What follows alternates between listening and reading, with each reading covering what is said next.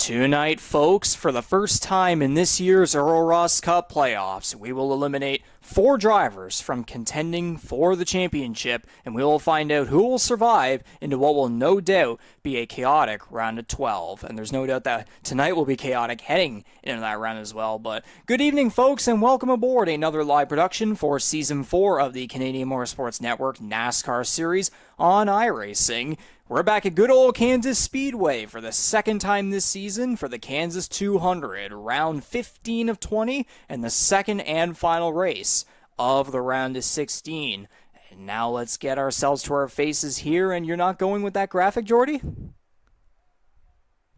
Okay, not yet. Maybe saving it for later. But yes, hello everyone, and welcome to the commentary booth, of course. I'm Regan MacAulay from Charlottetown, Prince Edward Island, your main play-by-play guy and broadcaster. On the other side, he's been here since the very beginning. It's Jordy Caraher on the other side of the country, in Alberta, Canada. And now for the biggest recent headline that we begin with every single broadcast, of course. We began the 4th Earl Ross Cup Playoffs in history, the first one ever in the iRacing era, at Richmond Raceway last Tuesday night, and no surprise whatsoever, Corbin MacAulay, the regular season champion, coming in victorious in absolutely dominant fashion. He led 188 of 200 laps and won every single stage, earning his 7th win of the season and second at a short track after winning at North Wilkesboro last month. MacAulay remains the only driver in history with a win at Richmond after winning in 2020 and 2021. We didn't run there last year. And out of all 16 current playoff drivers, MacAulay is the only man secured into the round of 12, and with only 2 races per round until the championship round, only one driver can win their way into the next round, while everyone else must obtain as many points as possible, or quite literally, MacAulay could sweep the round, and 15 other drivers will have to have some form of a good day.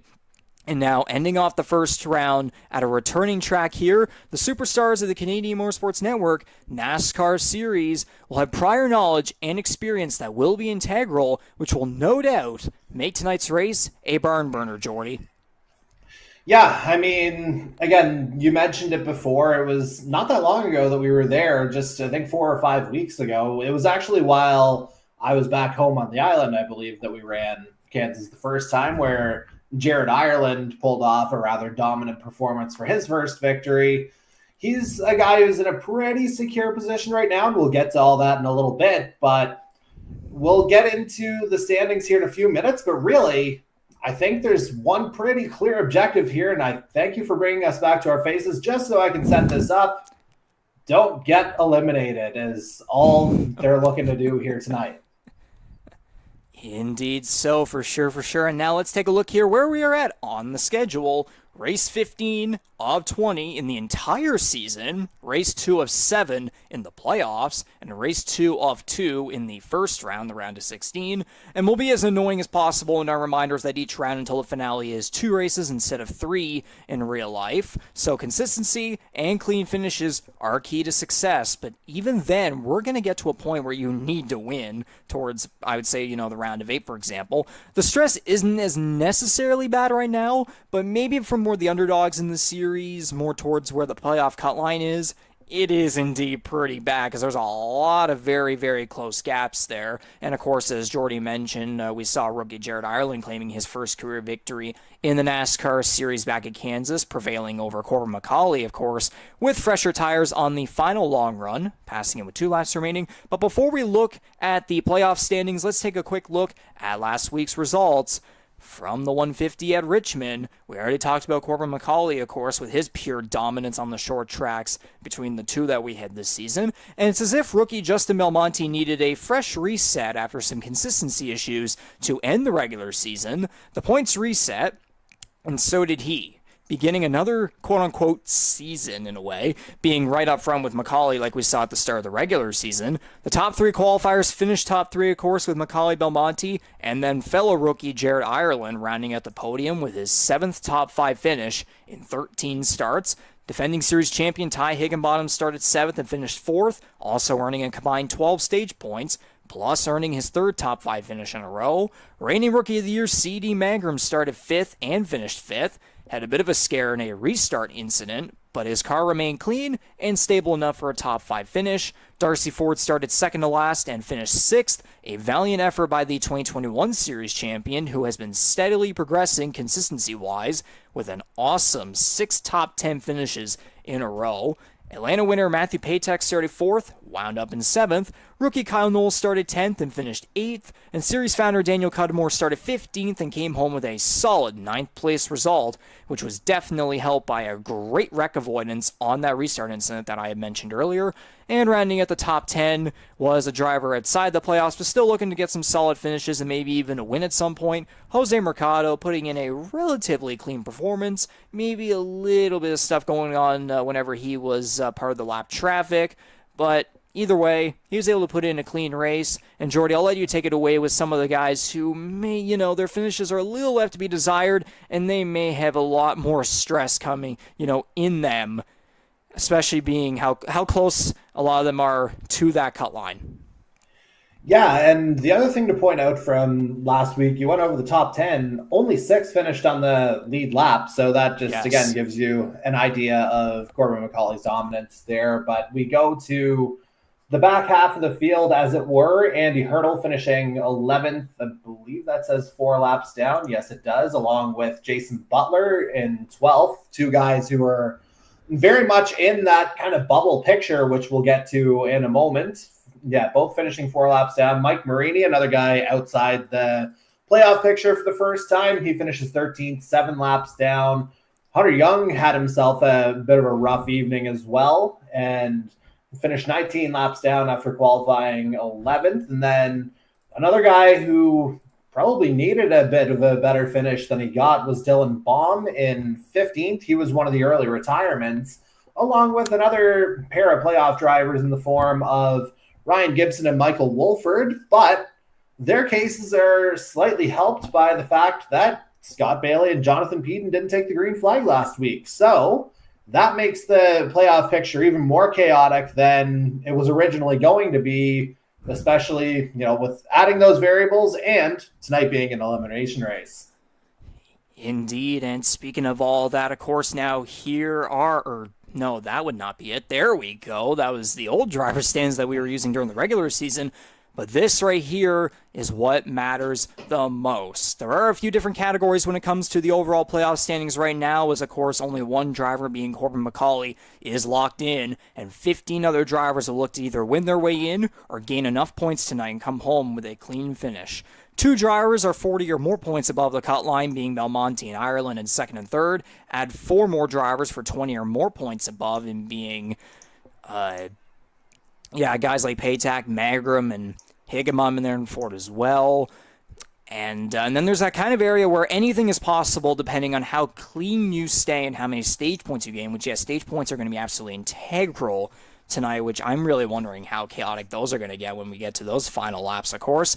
And Belmonte, Ireland, Higginbottom, Mangrum, Patak, those are all kind of names that will all look to gain some points and at least be able to finish the race, because if they can do that, that's the best they can do, and they are very likely going to be on their way into the round of 12, but we'll have to wait and see. Darcy Ford also could join that group, but plus 21 is not too convincing, despite his recent run of perfect consistency. And then from everyone from Kyle Nolan back will need to have absolutely perfect days, I'd say, in order to breathe a sigh of relief. Noel does have that little bit of a jump there versus Ryan Gibson and Andy Hurdle in that plus 3 tie there for 9th.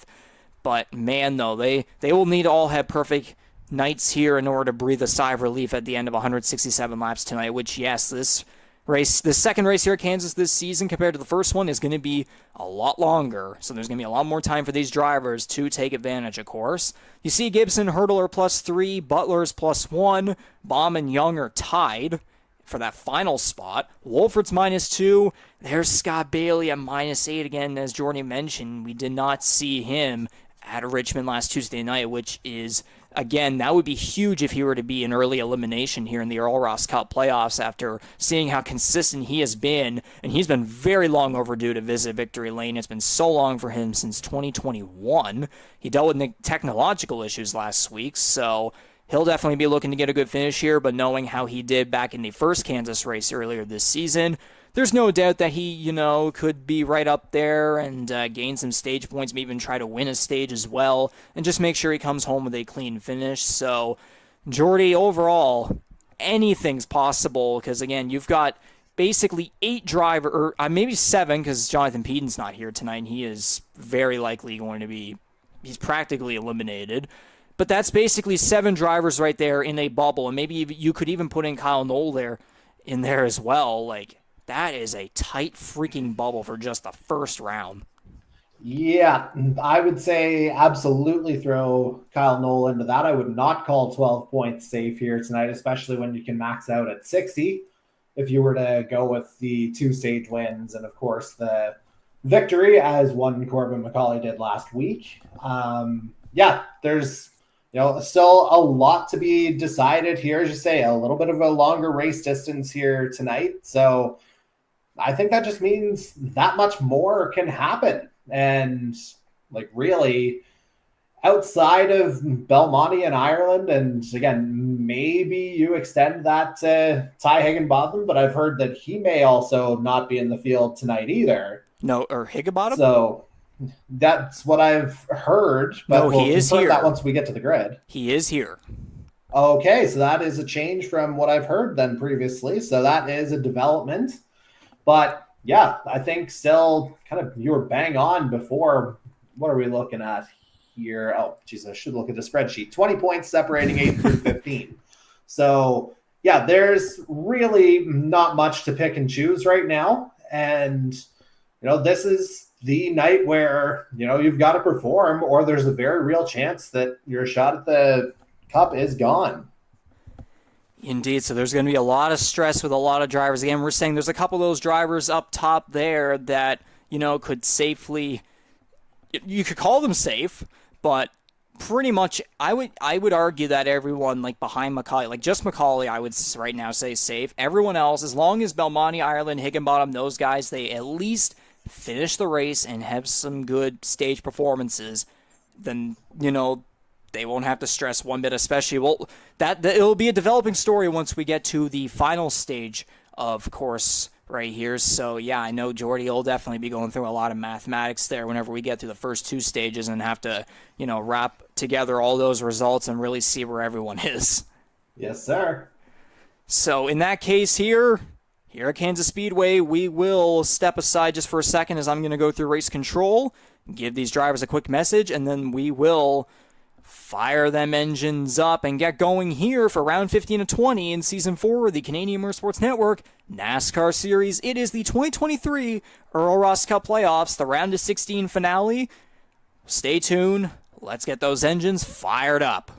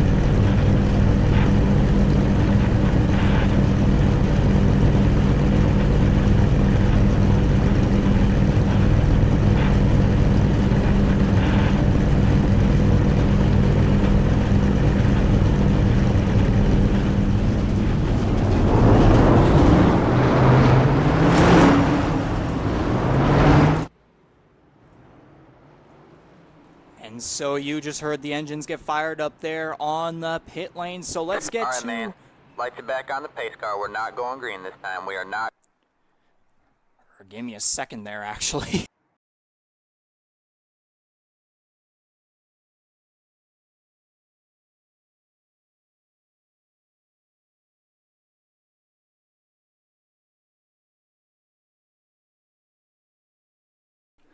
Okay, sorry about that, folks. I had a bit of an issue right there, but anyways, let's now get to it. Here's the starting grid here for the Kansas 200. On the front row, it's a pair of rookies. The number 13 of Jared Ireland starting on the pole. He won back in Kansas earlier in the season in June. And then we got the number 6 Ford of Justin Belmonte to his high side. And then on the next row here, we have another rookie. It's the number 3 Toyota of Dylan Baum. And to his outside, look at that, it's the number 88 Chevrolet of Scott Bailey. Remember, he missed Richmond last Tuesday. He'll look to get himself above the cut line and continue his consistent runs as of recently. Dylan Baum, one of the guys very much on that cut line right now. Corbin MacAulay, absolutely not in that position. He's secured his spot in the round of 12. He starts 5th tonight in the number 17 Chevy. He's got Season 1 Earl Ross Cup champion Ryan Gibson for company there on row 3. He'll start 6th in the number 23 Chevy. Then you've got another guy who's outside the cut line right now in the form of Michael Wolford, starting in 7th in the number 36 Chevy. He'll have defending Earl Ross Cup champion Ty Higginbotham on his outside. The number 97 Toyota starts 7th. Or 8th. Yes, that would be 8th. And rounding at the top 10, you have the number 7 Chevrolet of Andy Hurdle. And then to his outside, he's outside the playoffs, but looking for a good finish. The number 41 Ford of Jose Mercado. Outside the top 10 just barely is the number 2 Ford of Daniel Cudmore, looking to gain another top 10 finish here like he did last Tuesday. And you got the number 15 Toyota of Kyle Nolan 12. Moving on to row 7, we've got Darcy Ford drawing lucky 13 there in the number 64 Chevy. Comes into tonight 7th in the standings.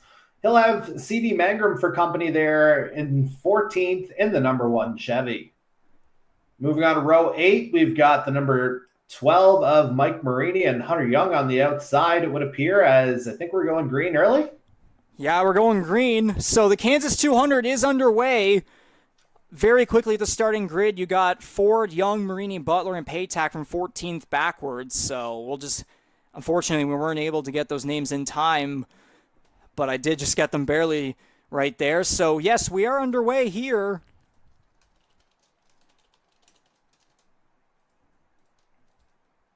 And just fixing the ticker a little bit right there to update that.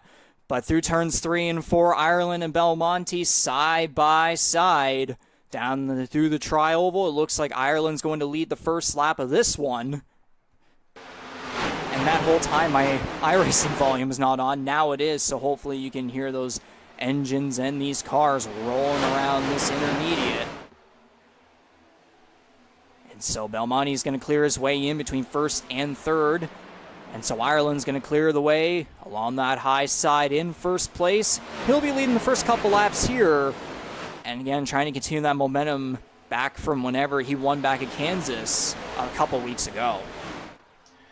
Yeah, and everybody kind of rolling off in close quarters here to start. Riggs Ireland maybe with a bit of a gap here, but nothing too crazy. Not like we saw last week at Richmond, where it just kind of felt academic really from kind of the first quarter of the race, quite honestly. This has a much different feel as Baum does a dive bomb, for lack of a better term, down to the inside line. Indeed, so we got 3 rookies here up at the top going at it, while MacAulay staying in behind right there with Scott Bailey and behind him in 5th.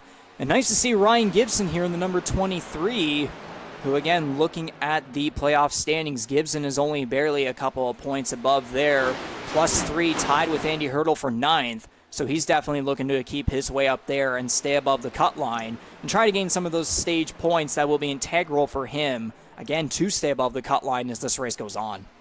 And, of course, Gibby, the Season 1 winner at Kansas as well. And that ultimately is what locked his spot into the Championship 4, where, of course, he went on to become our inaugural Earl Ross Cup champion. So Baum's now starting to fall back here as MacAulay will take 3rd, and we're going to have another battle here side by side. We saw something in the back, I happened think. there, almost. Jose Mercado with an issue in his number 41 Javelin Ford, a Davey Allison throwback right there, I would imagine. As Daniel Cudmore was also falling back just a little bit. Kyle Knoll having a bit of a warp right there, but he's still keeping his car going, of course. And Ireland and Belmonte still going at it there side by side through turns 1 and 2. A lot of close racing here to begin this Kansas 200. Thoughts? Never mind. Oh, Daniel Cudmore and Mike Marini are around on the back straightaway. Caution's out. So that's 2 drivers outside the playoffs, of course, not even in them, getting together down the back straightaway. Not ideal, especially for Cudmore. Again, we go back to that top 10 finish that he got back at Richmond last Tuesday night, especially after a great wreck avoidance.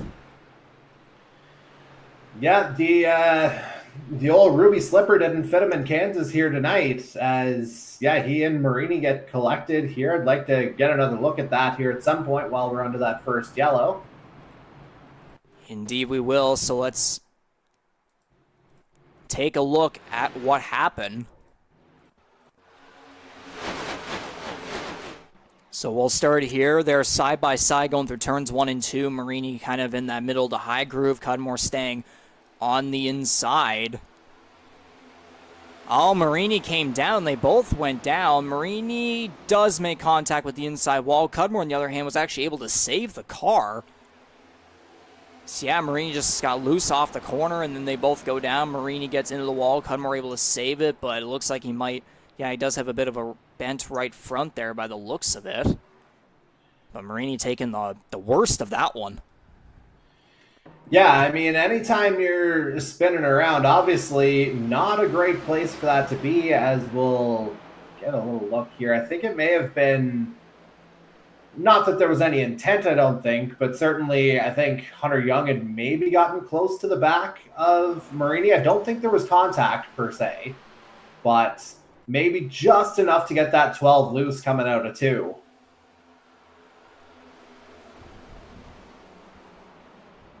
And yeah, Cudmore winds up being the collateral in that. Cudmore very lucky there not to also get wall contact. Unfortunately, Marini, the one getting loose and going into Cudmore, he's the one that gets the worst of it, is then he tries to get the car going but spins it. So he's just coming off pit road right there to fix the repairs, as we're on lap 8 out of 167. Friendly reminder that these stage lengths are 45, 52, and 70, which comes up at 167 laps. And looking back at the previous Kansas race back on June 27th, that one was 134 laps with stage lengths of 40, 40, and 54. So this is a longer one. It's going to help drivers, give drivers a better advantage, give them more time to figure out strategies and have more time, to prevail over other drivers and such. And yeah, it's pretty much what has to be said. That was... No, I was ready to catch you there. Ultimately, that was where we saw Corbin MacAulay, if you recall, in that Kansas race. Every single green flag pit stop, it seemed like something was wrong not too long after the fact. So seeing that ultimately benefited Jared Ireland in the end, because, he had his own things to navigate as well, having to come through the back of the field at one point to get back up to the top of it. But yeah, just as you alluded to before, it is going to be kind of pivotal having these, additional 50 miles in play here. You do have to kind of consider some different options, certainly, just, sheer length, what's the wear going to look like, and we'll see who's going to get off to a good start here as the pace car pulls in rather aggressively.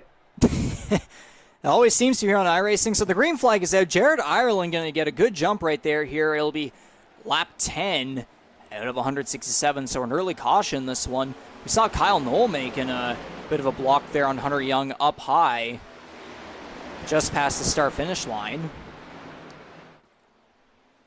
So Ireland's going to clear the way up top there. MacAulay up to second in front of Belmonte. Still looking back here, it's going to be side by side with a couple of cars here. Young very high along that wall. Magram in the middle, Bailey on the inside falling back.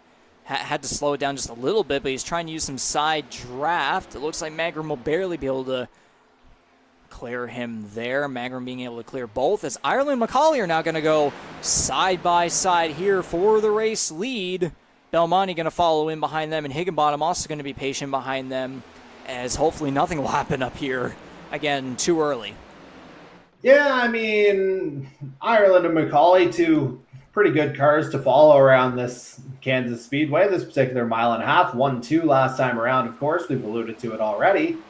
And yeah, outside of that one incident, anything related to our playoff drivers has been, pretty up and up here so far. Let's see how long that lasts. Dylan Baum trying to be like Kyle Larson there on that high side. He seemed to be the only car really doing that right there. And Ty Higginbottom trying to hold the advantage with the on the high side there with more corner exit speed.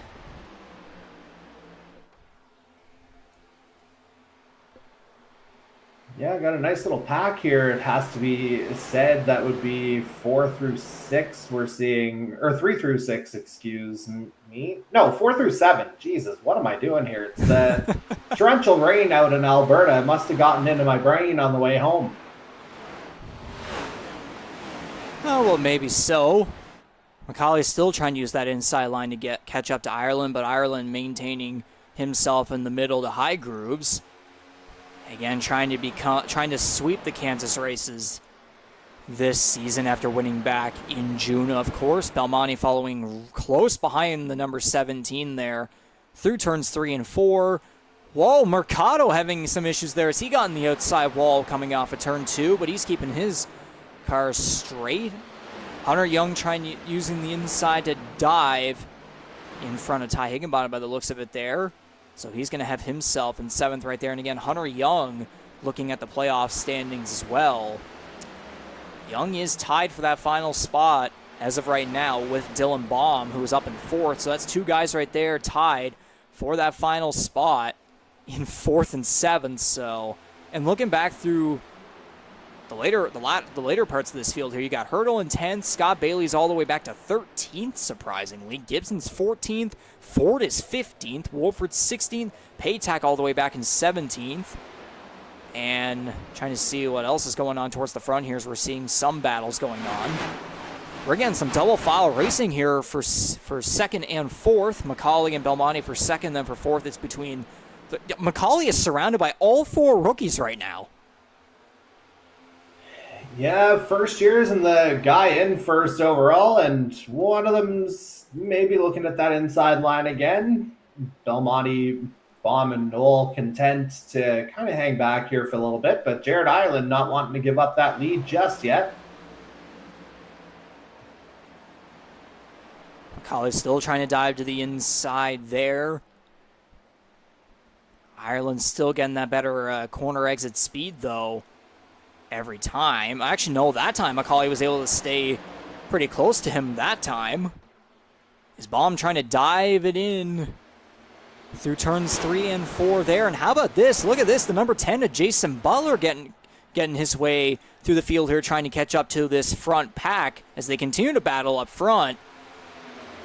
And looking at where Butler is currently in the playoff standings, he is +1 above the cut line in 11th. So where he is right now is very good, and that'll help him if he's able to stay up here and gain some stage points, hopefully not screw up whenever the green flag pit window comes around just before the end of this first stage, which again, 45 laps in length. So we'll be approaching halfway here very, very soon as, man, MacAulay and Ireland still going at it up here at the front. This is some really good racing here. And again, too, it's like real life, because most people's favorite race so far in the 2023 NASCAR Cup Series season has been the one Kansas race that has been done so far. Of course, they returned to Kansas, I believe, in the playoffs. So, again, that race has been argued by many to be the best race of the season. It seems like we're kind of getting a similar fashion here in the Canadian Motorsports Network NASCAR Series Season 4. Indeed, so definitely a great start here. But just to go back to Jason Butler there for a second, as you mentioned, currently running in sixth.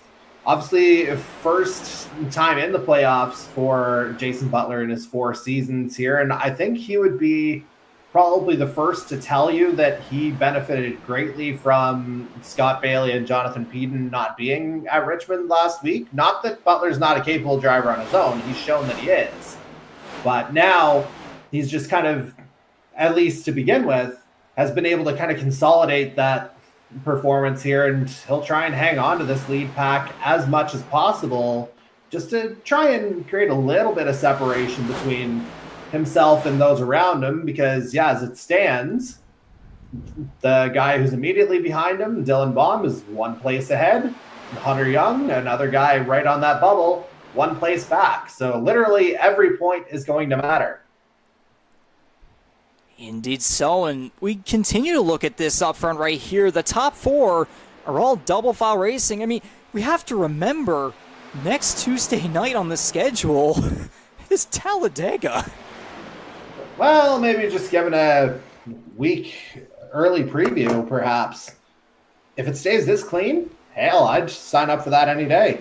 That's the thing too. If it's able to stay this clean the whole time, and we get to see this all night long, and there's no trouble, then that'll be a fantastic preview for what we're going to get whenever we begin the round of 12. Which again, we have to remind everyone, of course, the round of 12 will be Talladega and Charlotte.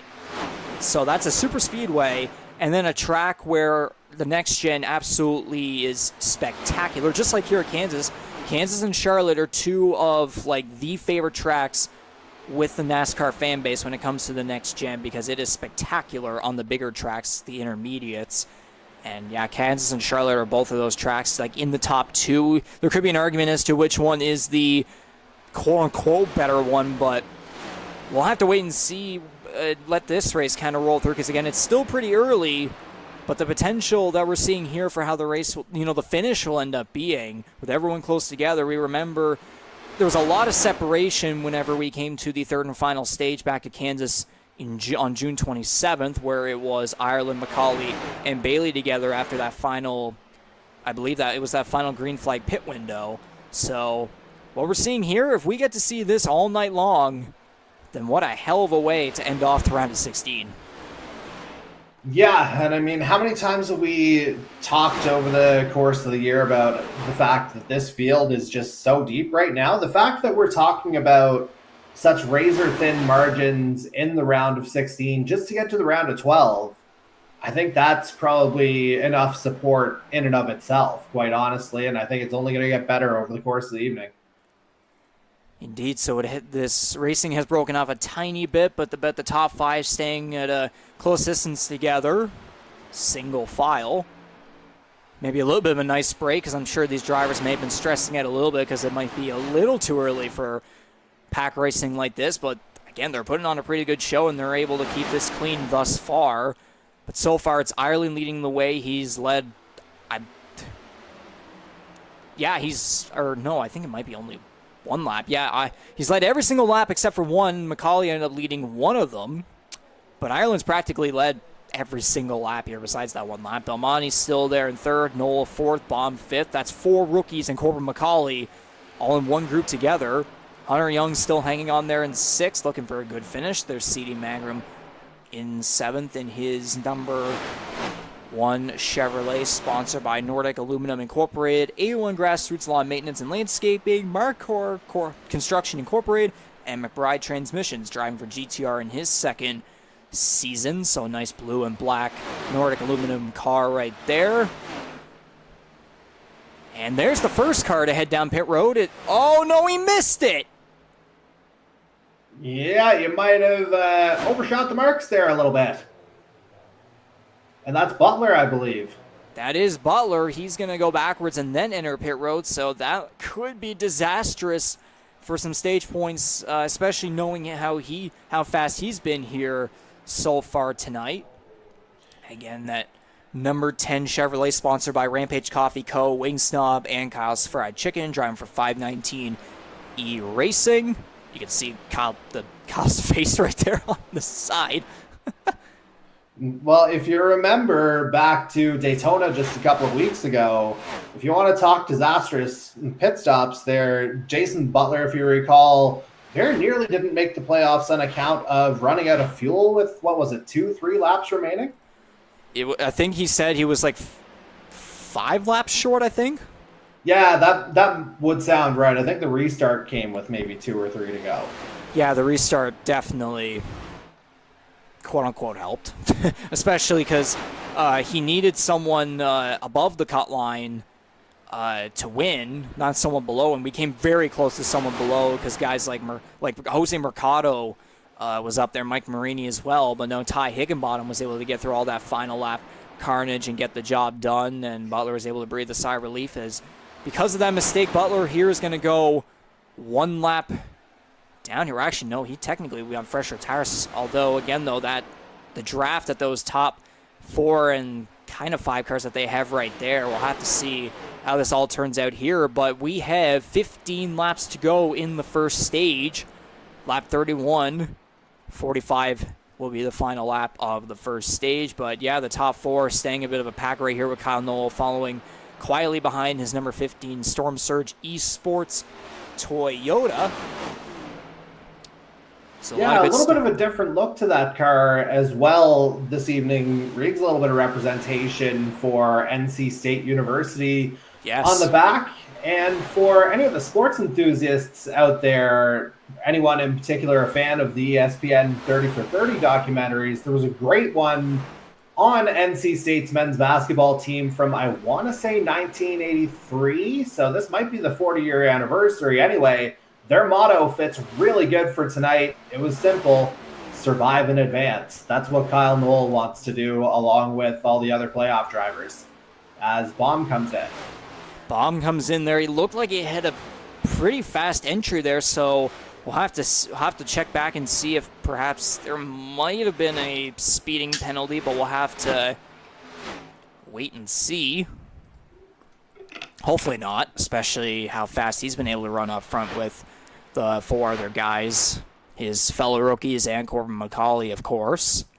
And again, he's dead on the bubble coming into tonight, too. Yes, dead on the bubble. Here come the leaders. So Marini came in, then there's MacAulay, Belmonte, and Knoll. Lots of smoking. Yeah, there's a lot of smoking here. It's quite the entrance here at Kansas. It's with the way the the progressive banking is in both turns here at Kansas Speedway, entering down on pit road onto that apron where then it just goes right to flat. It's quite the challenge for these drivers, but so far it looks as though everyone should be okay, but we'll have to wait and see here if cars might have to come back down maybe because of potential penalties, because there were a lot of fast entries by a couple of guys there. And we saw with Jason Butler there almost going into the grass. Yeah, just kind of overshot the marks, so to speak. Just couldn't quite get that Chevy rotated in time.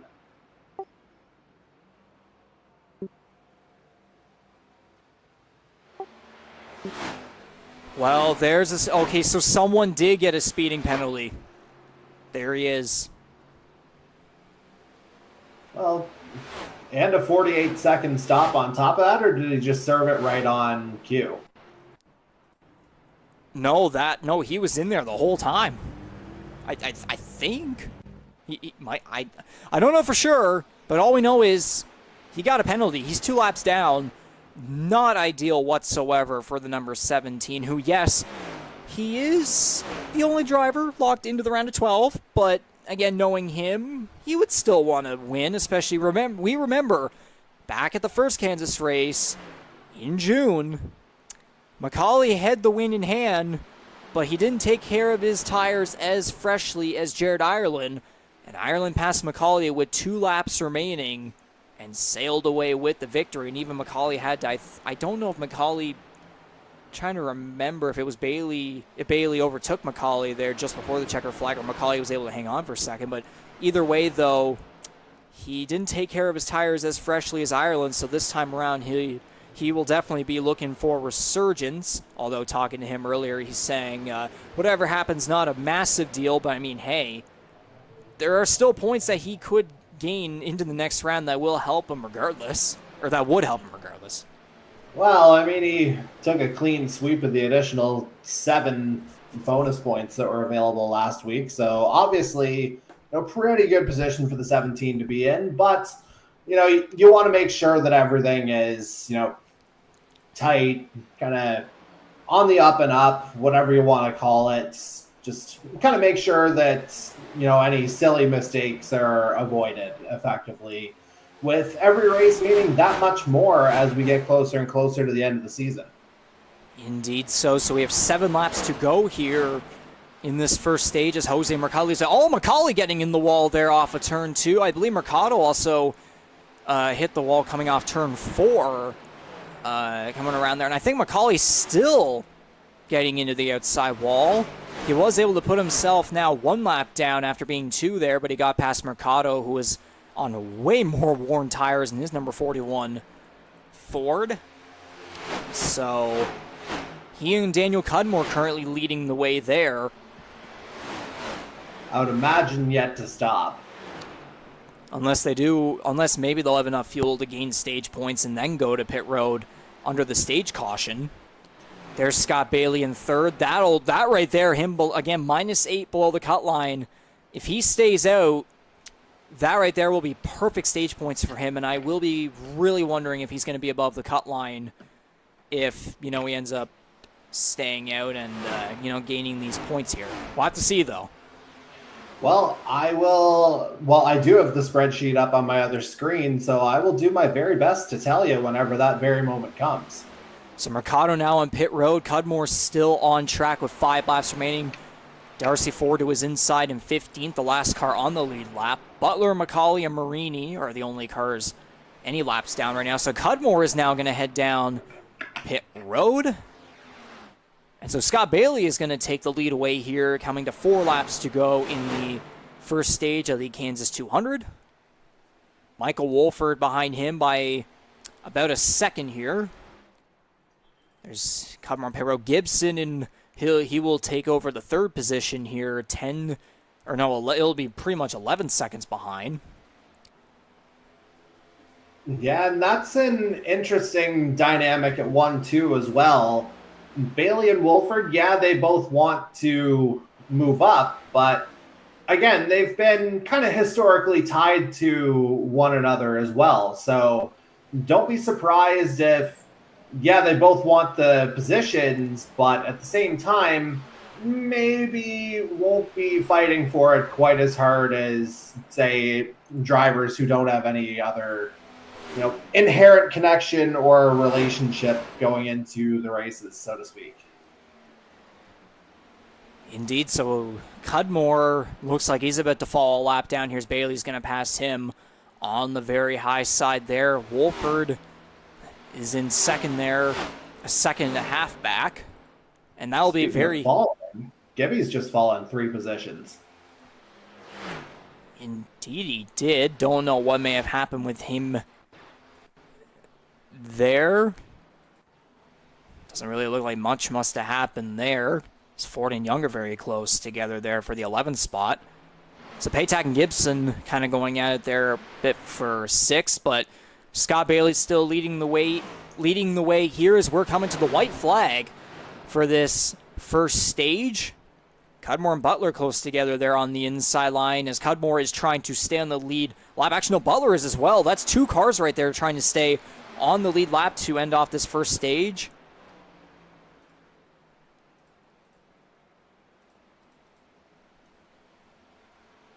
Yeah, and it looks like that gap is closing a little bit between Bailey and Wolford. But again, I don't know if I'd necessarily expect a full-on fight for that top spot unless something just happens to give out with Bailey in, say, the next corner and a half, or less.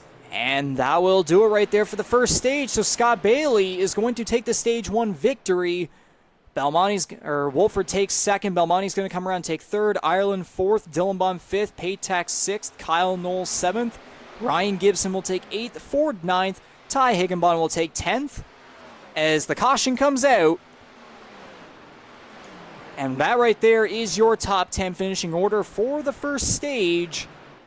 Scott Bailey, the number 88, after being absent at Richmond last Tuesday night. Regan.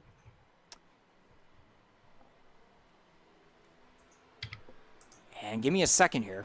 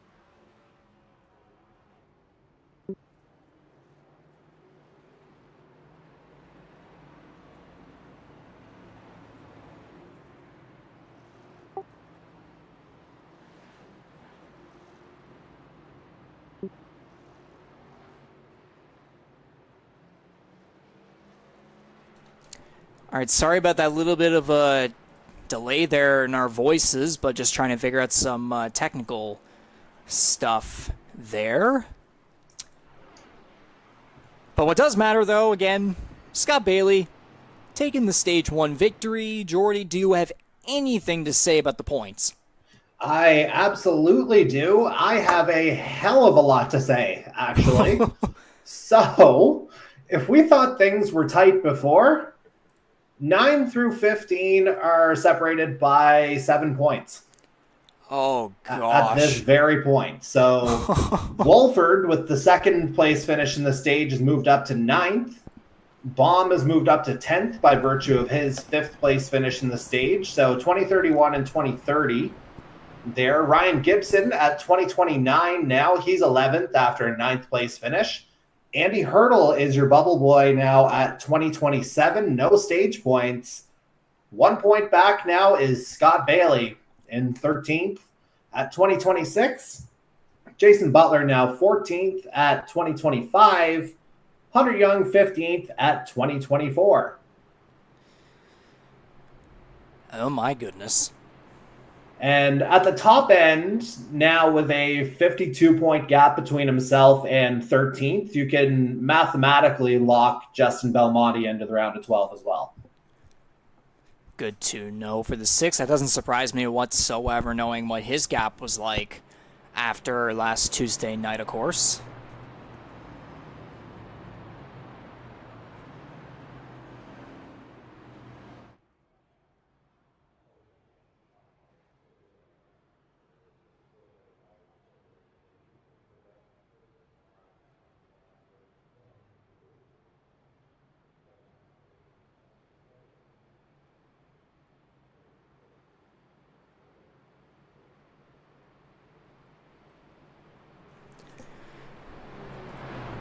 And so the cars will go double file here behind the pace car through turns 1 and 2. We'll get back to green with, let me do the math correct here, I believe there'll be 116 laps to go in tonight's 167 lap race, 200 miles at Kansas Speedway. And Then I believe, according to the math for the second stage, it's going to be 46 laps of racing in the second stage. Again, the first stage, we did have that early caution, but then right after that, we went right back to green, and we were able to stay green that whole time. We did, of course, see a lot of interesting pit entries, and one of them, unfortunately, ended up going against Corbin MacAulay with a pit penalty as he's back in 17th in the 17. And appreciate that from you, Jordy, there, knowing what the current points are, as you were saying, under the caution. But we are back to green here for Stage 2. The 88 of Scott Bailey leading the way, looking to get himself above that cut line again. As you were saying, he's -1. He'll look to get himself in the pluses with potentially another stage victory if all goes well for him. I mean, he literally did everything he possibly could in Stage 1, and yet he's pretty much entirely erased that gap, as you say. Just that 1 point separating him and Andy Hurdle now, ultimately. So let's just make the racing that much tighter, shall we? Indeed. Welcome to the Earl Ross Cup Playoffs. That's what happens here in the Canadian Motorsports Network NASCAR Series. Of course, Corbin MacAulay really trying to step his way up. Oh, Mercado almost came down into his right rear quarter panel right there, as he's 3 wide in the middle between Andy Hurdle and Daniel Cudmore. Cudmore is going to drop in behind him. I thought he was really going to dive it in 3 wide there, possibly. But now we got a side-by-side battle here. It is Scott Bailey and Justin Belmonte going at it through the tri-oval, very close together in the middle groove, just above the apron. Jared Ireland following in behind them. And now we got another veteran trying to spoil what has been a rookie party thus far here up front, besides Bailey and earlier in the race, Corbin MacAulay. The 21 of Matthew Paytak up front here, right beside Dylan Baum. So that'd be the number 21, sponsored by AD1 Customs.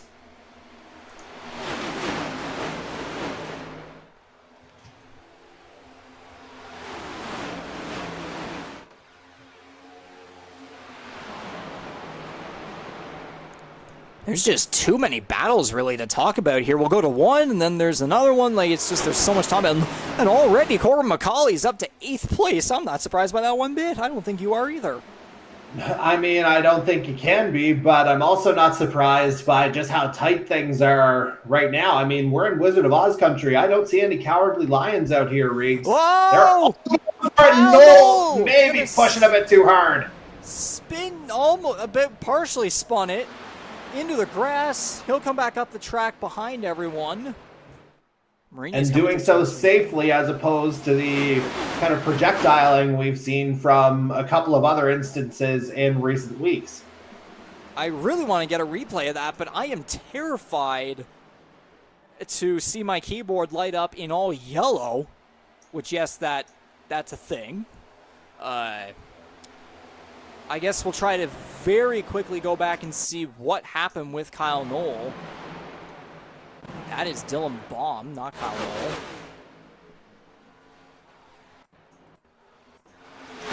We'll have to hurry up with this one. Yeah, I don't know if there was a whole lot in terms of foul play, per se. It looks like... Oh, he came up. Comes up. Yeah, a little bit of a tap there. Kind of a self-inflicted wound there, almost, from the 15. Indeed, but what does matter is that he stayed in the grass. He didn't come back up the track like we have seen at times before. So very smart move there by the number 15 rookie there. But right now, oh, would you look at this? We got Jason Butler up in 4th, even 3rd. He's going to even try to go for the lead, possibly. He's outside the playoff picture as of now. He needs absolutely every single point he can get. I do not blame the 10 for being here and being right in the thick of it.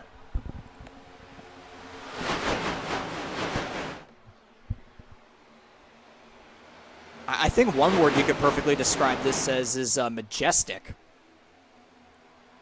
Yeah, as Belmonte suddenly makes the move from the low line to high coming down the straight. Now he'll come back down. And yeah, Butler up into 2nd now.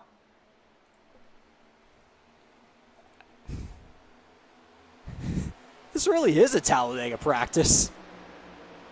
Hey, I'm loving every second of this.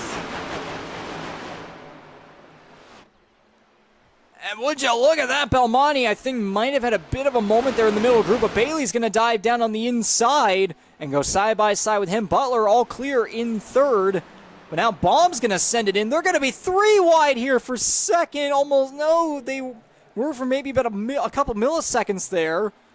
Almost looked like a star formation with that top 5.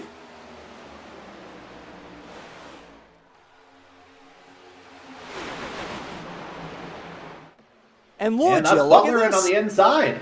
Jason Butler to the lead. How about that?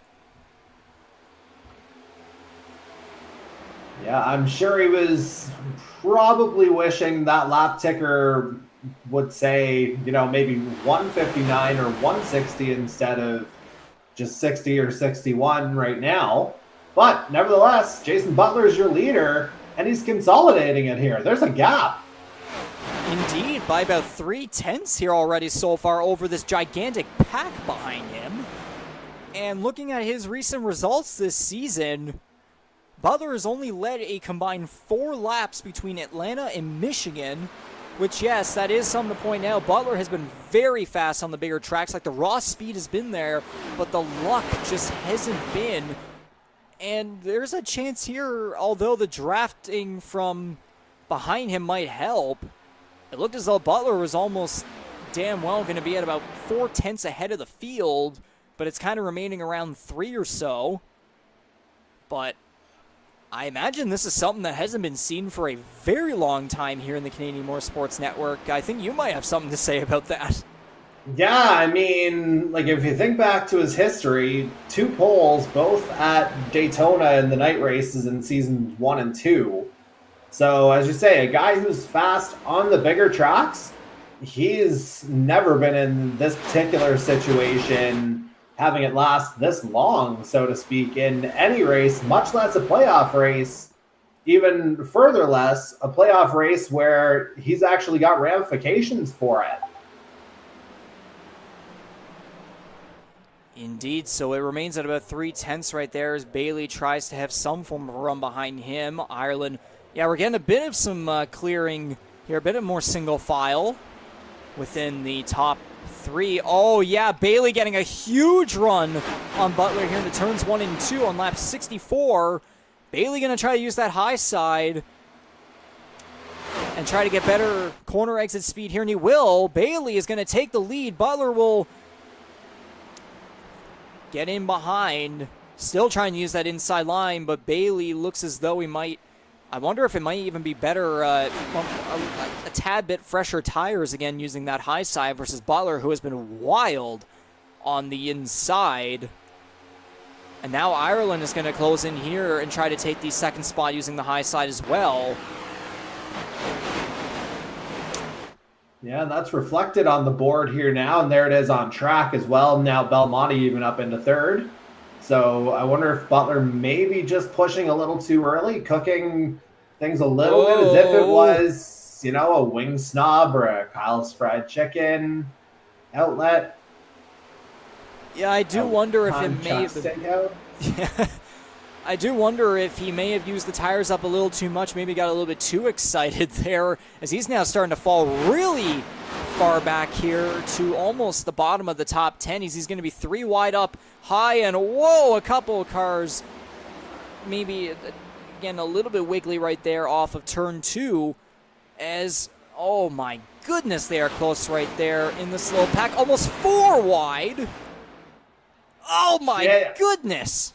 I think there might have been a little something there. I don't know if it was like a side draft or whether it was full-on contact, but it felt like there might have been a bit of a push that sent Mangrum down to the apron. I don't know if that was a fully premeditated move there for the one, but it's so tight out there, it's hard to know. Well, and especially, too, under the sun, a very slick racetrack. If we take a quick look at the weather info, 43 degrees Celsius track temperature, and it's also 28 degrees Celsius in the air, so absolutely slick racetrack, which has clearly made this racing absolutely fantastic. And to all the people watching this right now, invite your family, invite your friends to watch this one, because this has been an absolutely barn burner of a race here to conclude the round of 16. Yet we still have to complete this second stage, and we still have one more stage at 70 laps in length to complete. So still plenty of time for things to shake up. We still have to, like as you were mentioning, Jordy, it's about a 7-point gap between a bunch of drivers towards the playoff cut line. And I even wonder if it might even get even tighter after stage 2. It just might. It'll be interesting to find out. But I mean, as you said, we're not even halfway home in this one. And how much action have we seen already? It's only going to get better and better from here, folks. Indeed. So Bailey now has pulled way ahead of the field here by 7/10. As I'm seeing this pack back here, they're really going at a double file back here as Butler continues to fall back outside the top 10. A lot of close racing action between him, Andy Hurdle, Jose Mercado. Oh my goodness, quite the slide right there between those two. Oh, whoa, trouble! Contact! That's Dylan Baum going around on the back straightaway. Caution's out.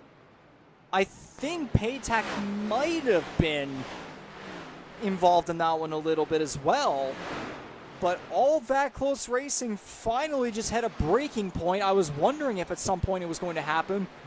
But holy cow, I think we just saw the best racing we've seen in a very long time here in the Canadian Motorsports Network. Is holy moly, you can make a whole... If we were to make a highlight reel of this race, I think it'd be way too long.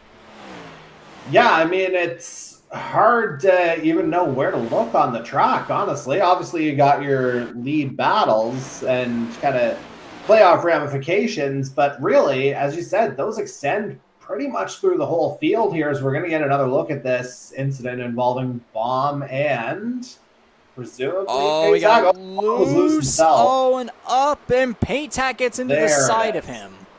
Yes. Oh my goodness, and everyone somehow was able to avoid him. Ooh. Good gracious. I think the rear chase camera might be... Oof. Yeah, there's the slipping right away, and yeah, Matty Paytack. How many times have we said this year? Absolutely no place to go. Not quite no place like home, although that is a Kansas and Wizard of Oz thing. Just no place to go there for the 21 that time around. So we're going to take a look at this from Kyle Knowles' angle right here. Oh, wow. Man, oh man. Put that into the highlight reels right there. Holy cow.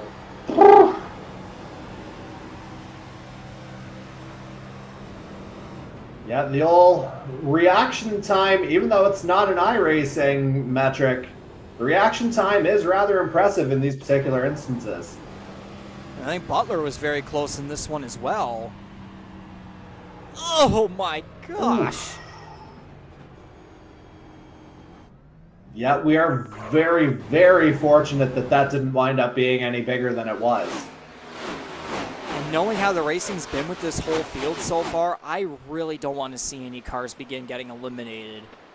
But then at the same time, it was just bound. We were just bound to have a breaking point of some kind, and we did right there. But again, two props to Baum, I would say as well. For again, too, that definitely could have been worse. But I think that was probably the best case scenario for him there. Even though Paytack did get into him, and now he's just coming up. Very light tap though. Yeah, no, it was very, very light, and especially with the next gens too. They are pretty durable, especially on that front end.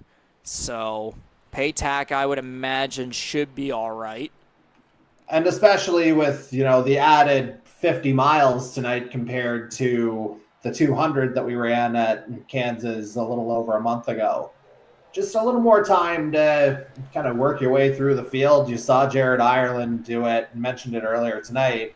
He did that within the context of stage 3 by itself last time. So there's absolutely nothing to say that, Matthew Paytack, even though he was involved in that incident, again, sort of kind of not innocent bystander, but kind of an unlucky party to it, there's no reason to think we won't see him toward the head of the field again by the end of the night.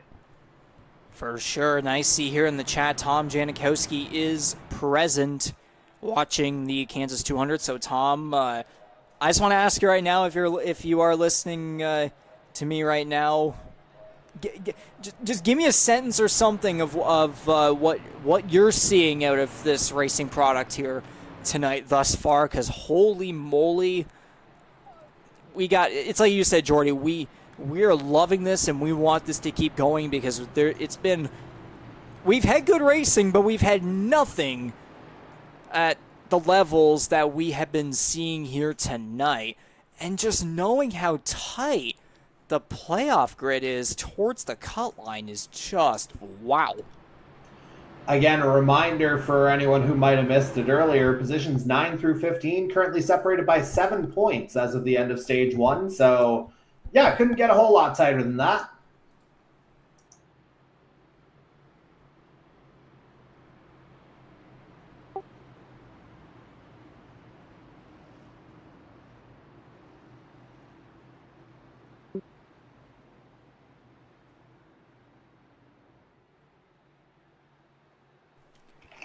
So just a couple words there to Jason Butler, maybe telling him to tell the drivers at possibly to keep this damn product up, because this is incredible. And we still have some time left to get this second stage completed. I would imagine we're probably around halfway or so at this point. But the green flag is back out on lap 75. Scott Bailey still leading the way here, dominating this one with almost perfection so far. Oh, we're going to be 3 wide for the race lead here. It's Belmonte getting really close with him. MacAulay down low. Baum had a loose moment back there as well. Belmonte's going to drop in behind Bailey. But this is a perfect situation so far for Bailey, knowing he is -1 below the cut line right now. Another stage victory for him, plus even the race victory, as long as there's no screw-ups with pit stops or anything. He may very well be on his way to that long overdue win that I am astonished that he still hasn't visited victory lane this season. Grant, it's fair to say that, but you've also got a guy that you may or may not share a last name with who's accounted for half, maybe even more than half of the victories to this point. So that also doesn't help. I've had to interview the guy on the other side of my room too many times. I was going to say, you talk to him enough outside the context of the interview. Yeah, exactly. But no, if he does end up winning this one, though, I think he would be a perfect driver to talk to, knowing how this racing has been, because knowing he's already locked in, that'll only make him, have a more positive response time about everyone. But wow, Kyle Knoll almost diving in and down low for third place right there through turns 3 and 4. Bailey's still leading the way. Clear as day, top 3 are single file. Almost top 4s. Knowles trying to get really close there in behind Belmonte. And really trying to close the gap is the number 6. On the high side is Bailey MacAulay. The 17 more towards the middle, though. And Knoll, is he going to try and clear in? No, Ryan Gibson crawling his way back up through the field. Again, remember, Gibson won this race, or he won at Kansas back in 2020, so that's a former Kansas winner right there, who is +3 above the cut line, looking to try and continue gaining stage points here and stay above the cut line and hopefully be able to finish the race in a clean state as well. Yeah, I mean, so many guys we're looking at here just right in the thick of that battle that we were talking about. So again, Bailey, as you mentioned, 13th as it stands right now. Kyle Knoll just outside of that fray as it stands right now, 14-point gap between himself and Scott Bailey. So a little bit of breathing room there for the 15. But then, Ryan Gibson in 5th is right in the thick of things down in 11th. Hunter Young on the outside looking in. He's 15th in the standings, but 8th on track right now. And Andy Hurdle, who would also...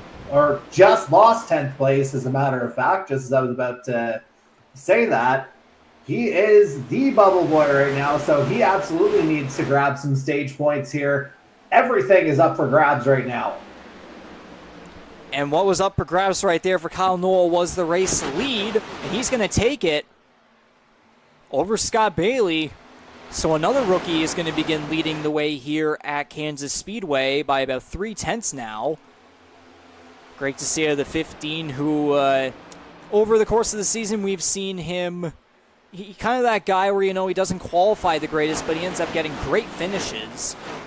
Whenever he's able to bring the car home and clean, there has been a couple of races where we have seen him, play it aggressive. And, of course, there was that one race where he did end up being suspended, of course, and couldn't make it to Talladega. But ever since then, he has really been trying to make a name for himself and prove that he deserves to be here. And he's really proven that here thus far at Kansas. It's quite a resurgence ever since that happened.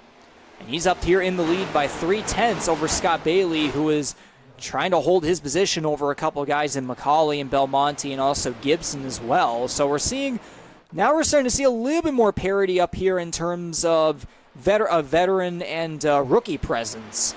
Again, Noel, Belmonte, and then there's Bailey, MacAulay, and Gibson. Even Higginbottom and Magrum are starting to show off themselves here. Jared Ireland all the way back in 12th, Dylan Baum 13th. He's been involved in several incidents so far here tonight. Yeah, I mean, there's, as you say, a lot going on. We literally just had that shot of the back straight where we could literally see every car on it. So that tells you, with obviously the exception of a couple of lapped cars, Marini and Cudmore, from that early incident, 1 through 17, they are all, like, everyone's within striking distance still. And we've seen the speed of this Kansas track here tonight, and we've seen guys just carve their way through the field. Case in point, Corbin MacAulay moving up from 17th to 3rd after his penalty, and Scott Bailey effectively doing the same after dropping as low as 13th at one point, but deciding to stay out toward the end of stage 1, and that got him the all-important stage win, and that's got him, very much within striking distance of a playoff spot as it stands right now, or in terms of advancing to the round of 12.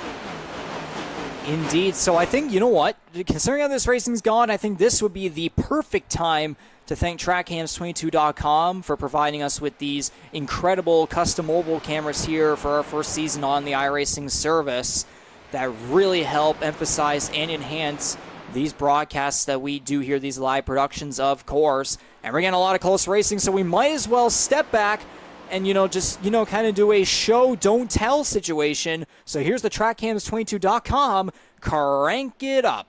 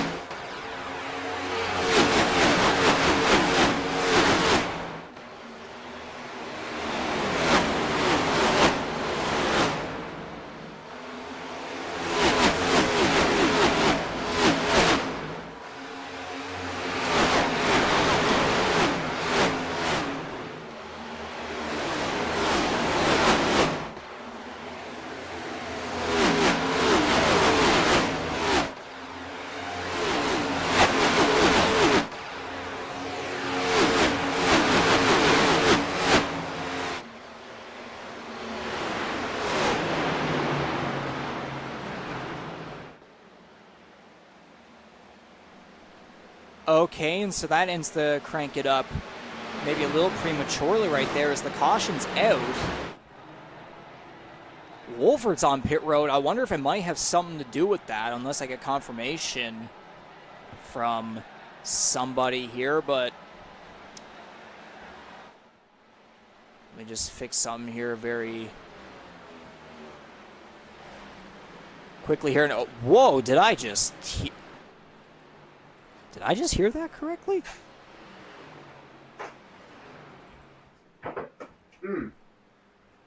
Oh. Jordy, I don't know if I heard that correctly. I might have. I literally just put my headset back on. I have no idea what's going on. I could have sworn I just heard an engine blow up. Well, we see Kyle Knoll in pit lane.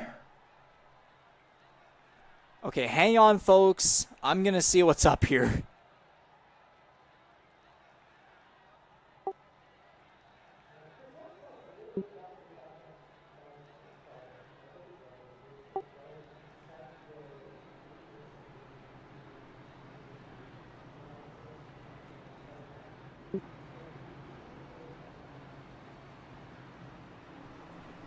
If that indeed was what I just heard there, that is catastrophic.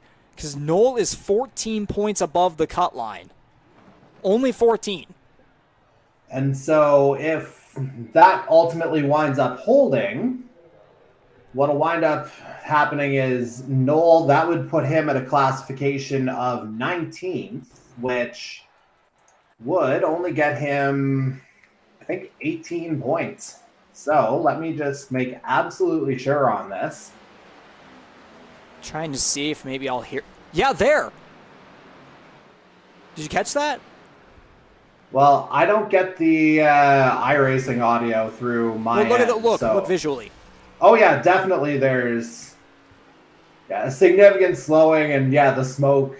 Like that's, as you say, catastrophic, and that is in all likelihood going to mark the end of Kyle Knoll's chances. Oh, look at this! Look, that's man, Cudmore and Wolford.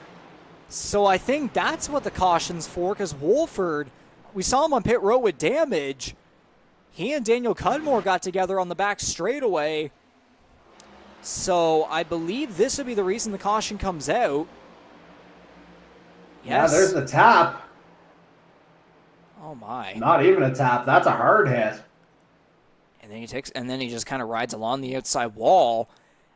And then we see with Kyle Knoll, he's in his pit stall right now. If that's his race, oh my. Knowing how he was just running up front, he was just leading, and now all of a sudden he might be done. Yeah, and speaking of done, depending on when this pace car comes in, it is going to be a sprint to the end of the second stage.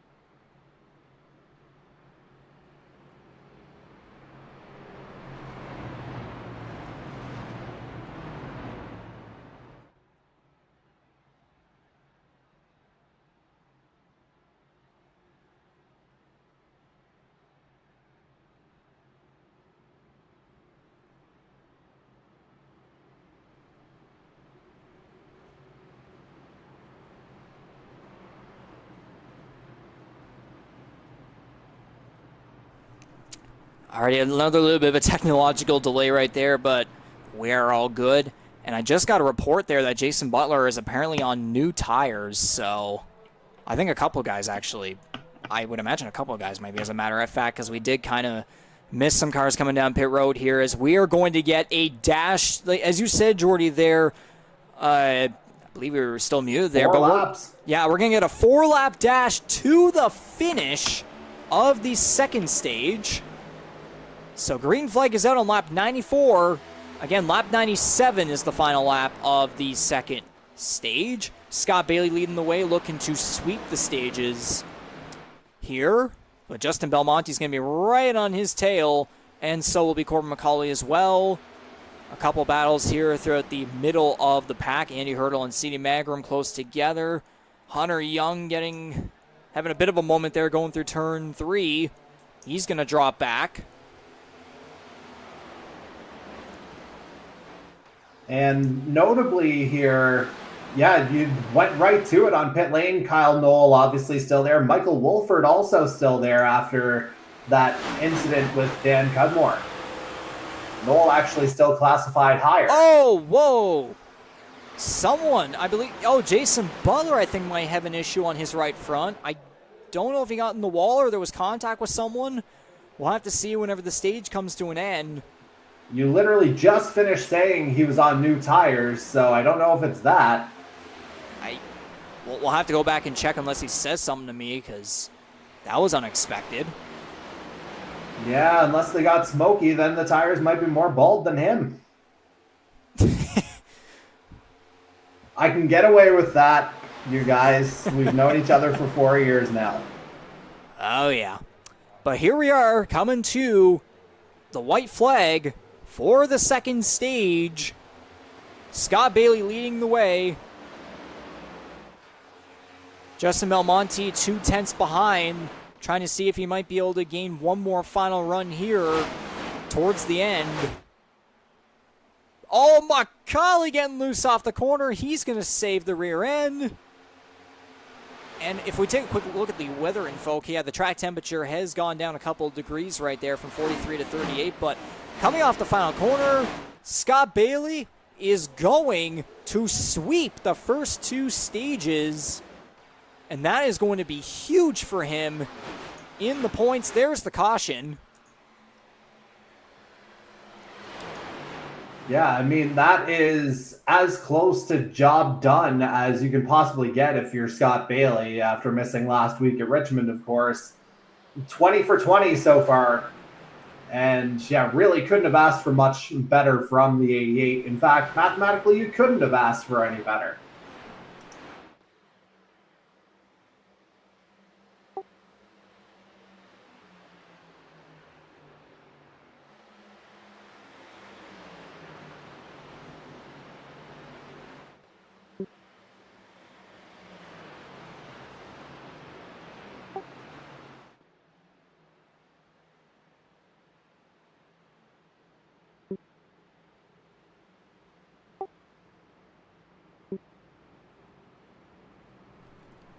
Okay, so because I think there might have been I believe we may have had a little bit of an issue there in terms of the automatic stage caution, so we're going to go back and get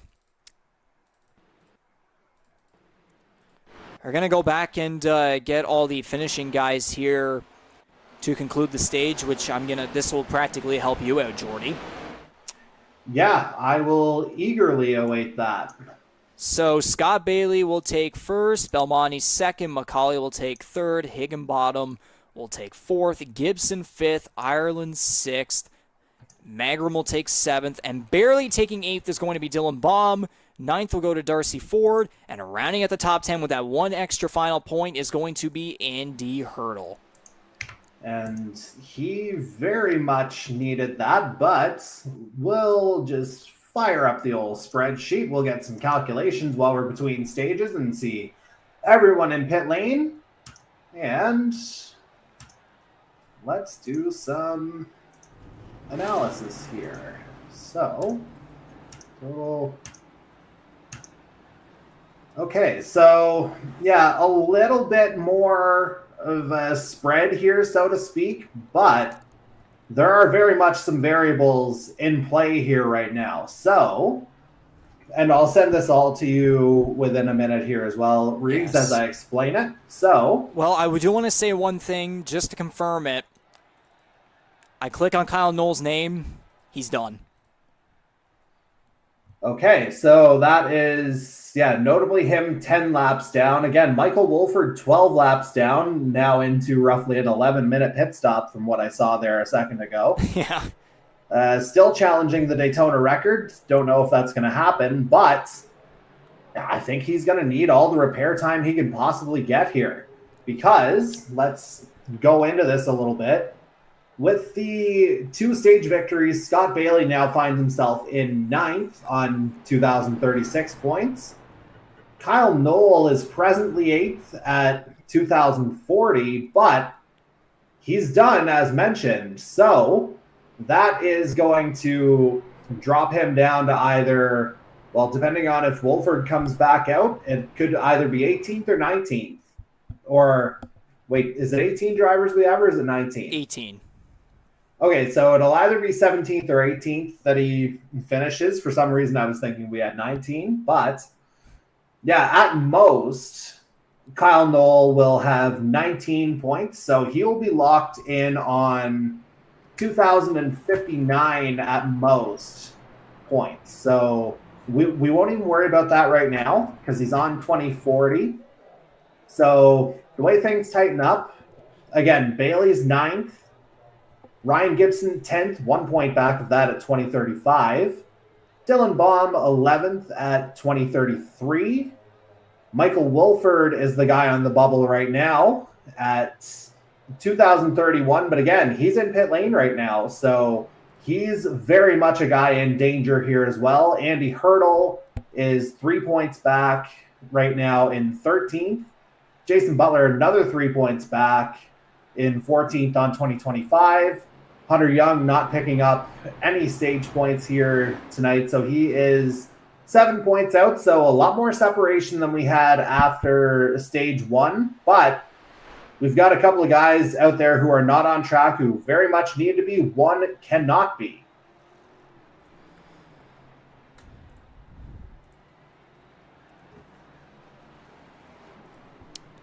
Indeed so. So the final couple of cars coming off of pit road right there. Everyone's going to be double file, so a lot of these guys are going to have to catch right back up, including Scott Bailey, Matthew Patek, Jose Mercado, Hunter Young, Ryan Gibson, and C.D. Magrum. Kyle Knoll currently 12 laps down, 17th. Wolford's at minus 14. I'd imagine Wolford might jump Knoll, though, knowing that he's still here, just hoping to gain as many points as he possibly can. But that's not going to matter, though, because... That's the thing, though, yes. Hurdle and Butler both being behind... Knoll might have just enough of a gap to survive here. I'll do a little more analysis here, and I'll get the screen sent to you here as we are back to green. Indeed. So, on lap 103 of 167, we are back underway here. The third and final stage of the Kansas 200 is underway. With Jason Butler in the number 10 leading the way in front of Corbin MacAulay and Justin Belmonte. Scott Bailey's all the way back to 9th, but there's no doubt in my mind he's going to crawl his way back up to the front at some point. But Jason Butler would absolutely love to get into the next round with a win, knowing how many struggles that he's had to face this year. There were a couple times where he was below the playoff cut line, but he was able to get lucky back in the regular season finale at Daytona with Ty Higginbottom getting the victory and him being in that final spot, hoping that no one below the cut line would end up taking the crown. And he's got Corbin MacAulay with him side by side down the back straightaway on the inside. Oh, and Ty Higginbottom with a interesting slide right there down to the inside. He puts himself in third. Belmonte falling back to fourth. And now you're now finally showing me this playoff situation right here. Yes, that is close. Again, maybe a little bit more separation than we had at the end of stage 1. Certainly more separation, but again, a lot more variables in play with the one blown engine and the other car involved in an accident that still got him in pit lane. So Butler is going to clear the way in front of MacAulay here so far on lap 106 now, 167. Again, him being -6 below the cut line, a win would do him absolute favors, and I guess although we still have to obviously calculate the points that would put him over Michael Wolford there in that 12th and final spot, but we obviously still have the overall finishing points that we have to put all together. But right now, the top 5 single file, Jared Ireland, Darcy Ford, side by side for 6th. There's Dylan Baum making his way back up to the front, along with Scott Bailey as well. Jose Mercado alongside him there for 9th. Bailey dropping back there in 10th on the high side. There's Hunter Young in 11th, again being -7. So we already know that Jonathan Peden is currently the only driver that we know for sure out of the playoffs, being -30, of course, and not even being here tonight. Young is in, quite a bubble, just like Jason Butler here. I mean, again, Butler's in the lead, but Young's all the way back in 11th. You add another number 1 to that position there. There's C.D. Magrum back in 13th, Ryan Gibson 14th, Paytax 15th, Marini is 16th. Wolford still in the pit lane with, hey, there's 1,000. Yeah, so that's almost a 17-minute stop. I don't know if there's a way to actually figure out how much time he needs spent on the repairs, but we saw it with Ryan Gibson last week, if I recall. Every last second is going to matter, especially in an elimination race. Indeed, that's pretty much the motto. Everything counts. I think MacAulay had a bit of a slide right there as Belmonte's going to go to his inside down the back straightaway, really going to squeeze him up against the outside wall. And we just take a look at this. Andy Hurdle battling here for 4th alongside Jared Ireland. Hurdle being -3. He's looking for every position, every little point that he can possibly gain here in this 3rd and final stage to put himself over the cut line. And right now, he would stand to be the first beneficiary of, the inevitable drops of both Michael Wolford and Kyle Knoll. Wolford perhaps more so than Knoll, given that Wolford is currently that bubble boy right now with that 3-point edge. Indeed, so they're still going to be battling side by side here for the 4th position. The top 3 remaining single file as Butler continues to lead the way with a decent distance by about 3.5 tenths right there. Yeah, as long as he doesn't become kind of susceptible to that kind of Butler boom that we saw a little bit earlier, where he raced out to that lead in stage 2, but it didn't take him long to fall back in that particular stage, and that's something he can't afford this time around. And so now MacAulay's starting to drop back here as he falls back to 4th, as Andy Hurdle's going to try and get side by side with him. Ireland moving his way up now on the high side for 2nd over Justin Belmonte. Down the back straightaway. And would you look at that? I do wonder if Butler might be using his tires a little too much again, as Ireland, or as these guys are now catching right back up to him, especially Jared Ireland. There's going to be contact on the left rear quarter panel to 13 as the 6 got really close with him. These two are all but guaranteed to be into the next round, but I'm sure neither one wants to see themselves have their race end prematurely, and Belmonte's really going to squeeze in front. Ireland's going to do the crossover, and now they're going to try and make it 3 wide for the race lead as Butler's going to be on the high side. Oh, he's going to really drop back right here. Yeah, just kind of, again, a bit of a victim of the racing around him in a sense. Like, not in contact per se, just kind of lost the ideal line to the faster drivers in the form of Ireland and Belmonte, and you're seeing that play out right now. It did. So Butler really now falling back, as I think he might have tagged the wall there. We didn't have the perfect angle with that one, but he's dropped all the way back to 8th now. And so Ireland leading the way with Belmonte, about a 10th behind right there. MacAulay 3rd, Andy Hurdle in 4th, Ty Higginbottom running at the top 5. There's Jose Mercado, even though he's had a couple of moments at this race, particularly with outside wall taps on corner exits. He's had a pretty stellar race. He's been mostly clean thus far with everyone else. Decent. And speaking of outside, Reeves, Go ahead. Before you say something there, I just got the word from Butler there that he is surprised that he led that many laps because his tires are shredded. Seems awfully early in this third stage for that to happen because they've been out, 14, 15 laps under green conditions? Unless he didn't change them during the caution window. Yeah, no, I believe he got them changed before that caution came out. Or no, sorry, I'm trying to remember. No, I think under the caution he took the tires, and then under the stage caution, like I actually had the I believe the far chase camera on him. He only took fuel. So Jason, if you're hearing this and I got any of that wrong, please let me know. But I'm pretty sure that's what I can recall.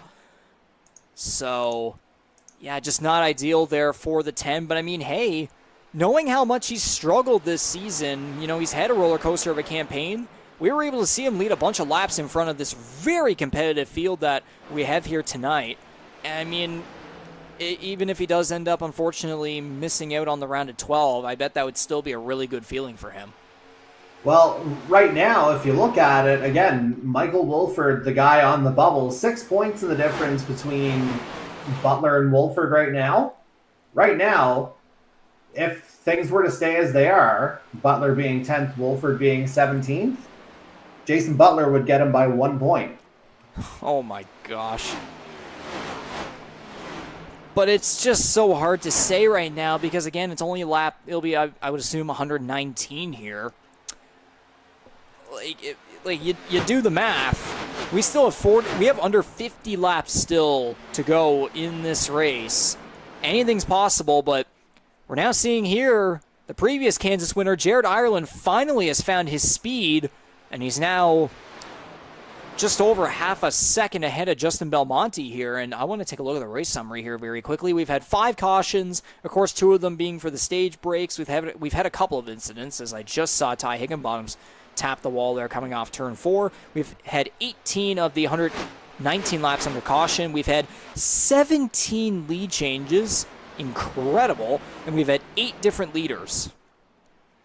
Okay, and notably on the leaderboard, you've seen the swap in positions between Michael Wolford and Kyle Knoll. So at this point, unless some other misfortune befalls the 36, who may actually be back out on track now, let's take a look.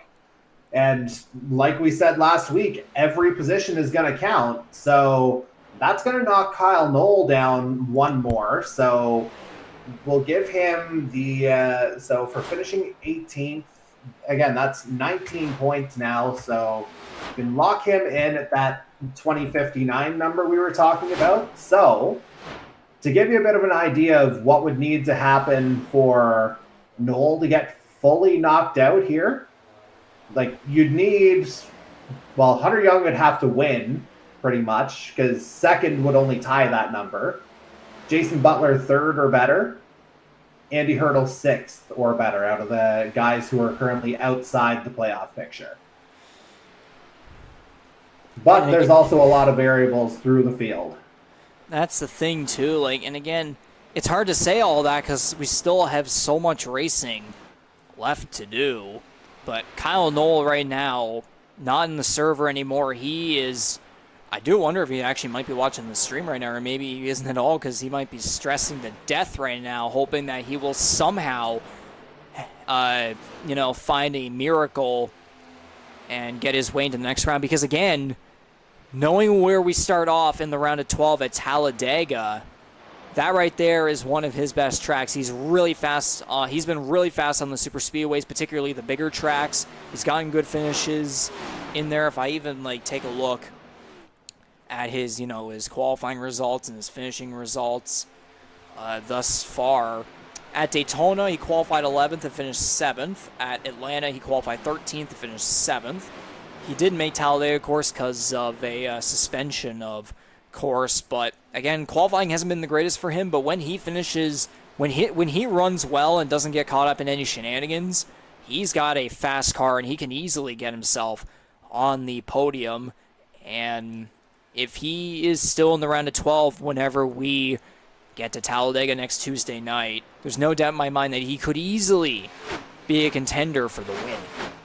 Yeah, I mean, the guy's shown that he's got good racecraft. He's not afraid to be bold with the strategies. How many times have we seen him take, just the 2 tires at various points in pit stops just to maintain position as much as anything else? Now, sometimes that's been to his detriment, as we see Dan Cudmore coming out of pit lane, but other times it's helped him immensely, it has to be said. So, again, he's a guy who's absolutely not afraid to take a risk, and the feeling of kind of being helpless on the sidelines here, I can't imagine anything worse, especially knowing that your fate is now in somebody else's hands.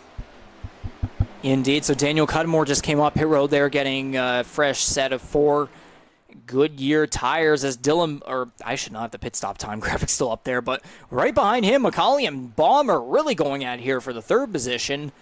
Cudmore's got the fresher tires, but this draft from these 2 guys might easily overtake him, as he's caught up right in the middle of it, but he's going to stick to the inside as Baum kind of had a bit of a slide there. But I do wonder if this might be a case of strategy here for Daniel Cudmore, trying to take advantage of these guys on the fresher tires. But then again, though, whenever everyone else does have to go for green flag pit stops, he will end up having more worn-out tires. So it's really going to be interesting to see what happens here. As Jared Ireland's now going to head down pit road, and a lot of smoke coming down the pit lane. We'll have to see if he hopefully doesn't end up with a penalty right there. I'm surprised MacAulay is the only one. I think the only one, at least I've been told so far, that got a speeding penalty. Yeah, as far as we know, that's the only penalty that's been incurred, as Mercado makes his way out of pit lane as well. And Mercado took 4 tires. I believe Ireland's going to do the same there. And maybe warp through the safety vehicle because he is in that front spot. And yes, he is going to completely destroy it. Yeah, so interesting time to do that for Jared Ireland. 39 laps to go. If you remember the first stage, it was 45 laps. And a few guys were able to stay out, I believe, actually didn't pit. We did have a caution or 2 in that time. So I wonder if maybe there's going to be a bit of banking on a late caution to either nurse the tires to the end or get to the point where maybe there's one last set available. Indeed, so Hurdle's going to take 4 tires here on lap 130 out of 167. He'll come off a pit road. So far, no one else taking a shot yet, as Justin Belmonte leads the way by about 2/10 here over Dylan Baum, who dives it in deep into the corners right there. I think did I just try myself in a joke right there? I was kind of zoned out for a second, I'm not going to lie. So I think you may have saved yourself in that particular instance. Okay, yeah, thank goodness. But yeah, rounding out the podium here so far is Ty Higginbottom, as Baum is really close in behind on Belmonte right there. MacAulay in 4th. Gibson and Young going out of here for 8th. Ford and Magram there. Decent distance between each other.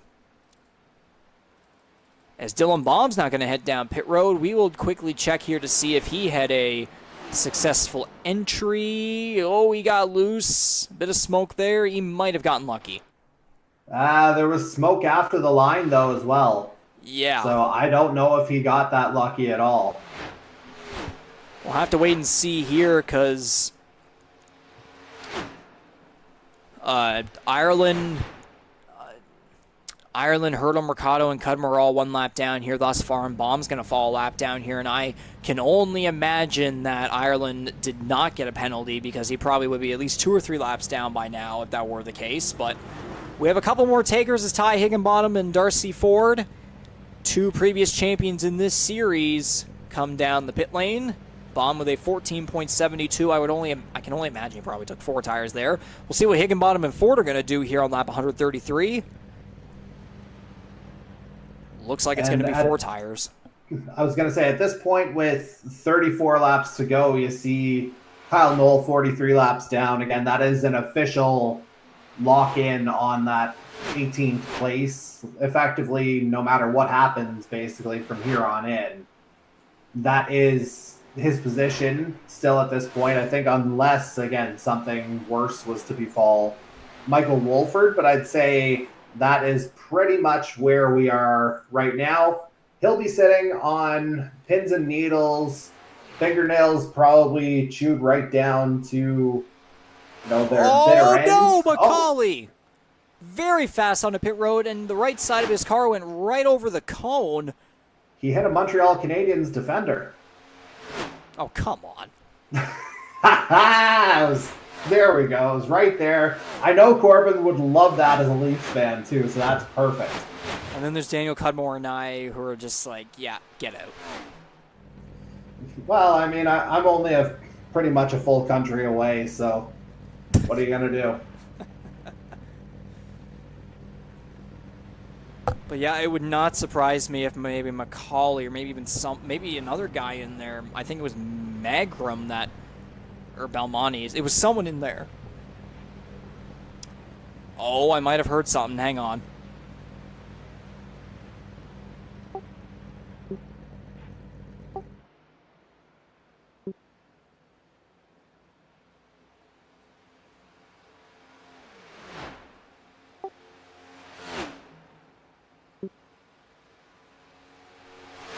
Oh my goodness, Jordy. Corbin MacAulay has a minute and 10 seconds, I believe I heard, in penalties because I think it was an unsafe entry. I don't know if I heard something else, but you can see by that pit stop time it's taking forever. That is catastrophic for the 17. I mean, not playoff-wise, but just race-wise, trying to, get redemption after falling short within the final 2 laps at the previous Kansas race. Very unfortunate for the 17. Yeah, I'd say that'll pretty well put to bed any hopes he may have had of driving through the field again, especially this late going in the race. But again, if there's one guy who could afford that, realistically, it's him. Oh, yeah, exactly. He's definitely lucky in that case, although I can only imagine if he ended up like second or third back last Tuesday night, he probably still would already be in the next round by now, knowing how many points he has. He was absolutely wild. The gap that he had to everyone else was absolutely wild whenever we even started the playoffs. So there's C.D. Magram coming out of his pit stall. There's Hunter Young and Mike Marini in there as well. Yeah, so it'll be interesting to see how everyone kind of holds up now. We're looking at 29 laps to go. This seems like kind of a fairly healthy tire range based on how we've seen things play out. Plus, the track is significantly cooler than it was to begin the evening as well. It started at 43. Now it's, oh, look at that. It's reversed. It's down to 34. But, and especially with no humidity, like just that rubber can feel a little more comfortable right now and, yielding a little bit more predictability in the car over the last 28, call it 27 laps. Indeed. So right now, Jared Ireland has a 10-second lead over Dylan Baum. So I would say unless something out of complete nowhere happens, then again, this looks like it's Ireland's race to lose as he's trying to sweep the Kansas dates after prevailing again, as we've said multiple times tonight, prevailing over Corbin MacAulay in the first race, as he was a lot safer with his tire wear, of course. But Dylan Baum second, Andy Hurdle in third. I can only imagine point wise, would that put him in? Third, 34 points. That would, it would get him ahead of Kyle Knoll, that's for sure. Based on, again, the fact that we've got Knoll locked in on 19 points. Third place would yield 34, and that would pop Hurdle 3 points up on the 15 if the result was to hold. Belmonte's fourth, Higginbottom close behind there in fifth. Mercado is sixth. Scott Bailey is all the way back here, just coming through turns 3 and 4. And I would imagine Bailey is likely going to make it in. I mean, he's ninth right now, so I can't see a reason why he wouldn't. P7 would yield him another 30 points, so yeah, that'd get him up to 2066, which I figure would probably be pretty safe. But we'll do we'll give a real-time update whenever we get the final race results too. Indeed, but yeah, after taking home the first two stages here, a 7th place finish is definitely not too shabby. But what I would argue, though, with these guys is, or what I'd argue, and I think the drivers would agree, is that's more proper way to word it. I think everyone is praying that we don't get a caution, or at least most of these top guys are, because Gibson's in 9th. I think he probably should be safe. Again, I say should be, not confirming. Just said, like you said, we're still going to wait until we get the official race results. Paytack here in 10th, very likely going to be on his way to the round of 12. There's Cudmore in 11th and Marini in 12th, guys outside the playoffs looking to get some decent finishes there.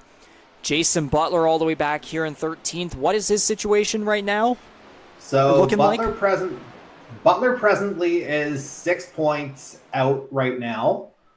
And now, with the positions being what they are, he would only gain 4 points on Michael Wolford, which, again, that's a 6-point difference right now. He would finish 2 back as it stands. But, again, there's other movement that still has to happen, so it's going to be really tight at the bubble here.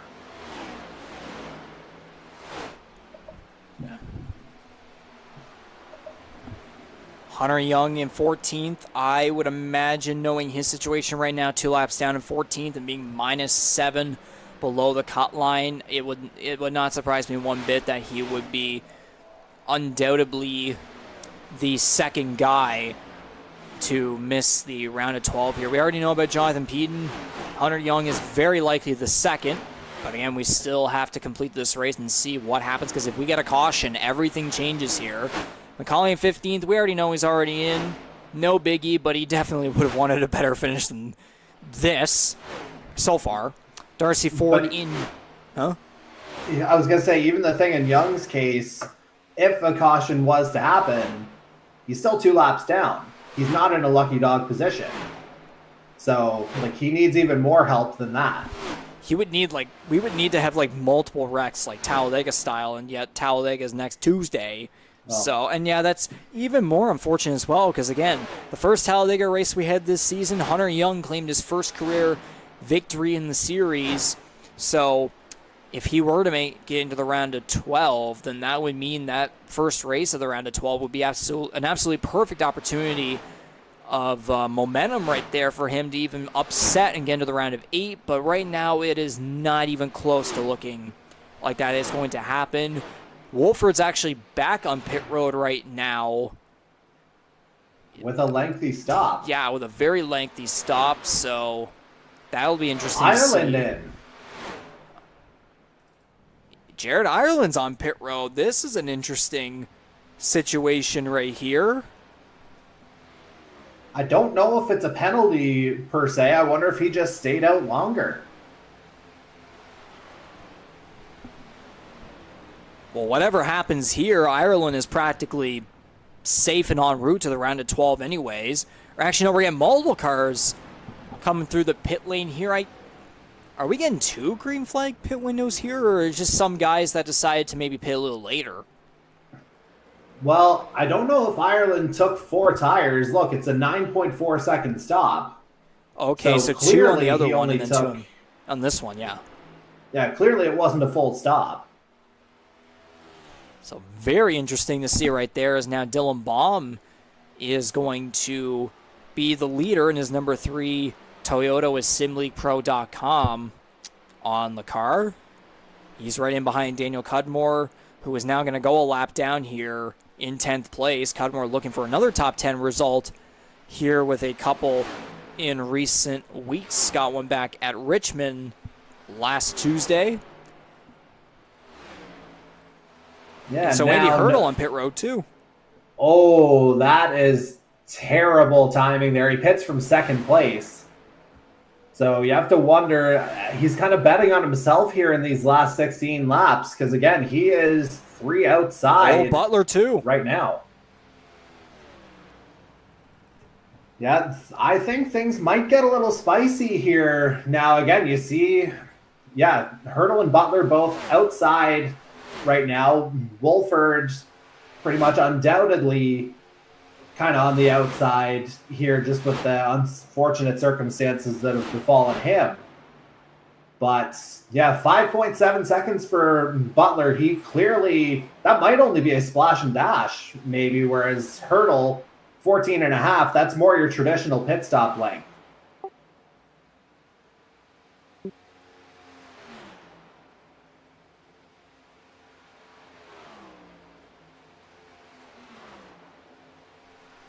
Oh, okay, I just heard something there. I think I just got told apparently everyone is going to be 2 or 3 laps short of fuel. Okay, so, that explains the kind of 5.7 seconds for Andy Hurdle. So, this, I wonder if everyone's kind of praying for a caution here now for that reason to try and stretch it out a little bit. Or we'll have some drivers doing some real-time math on the fly.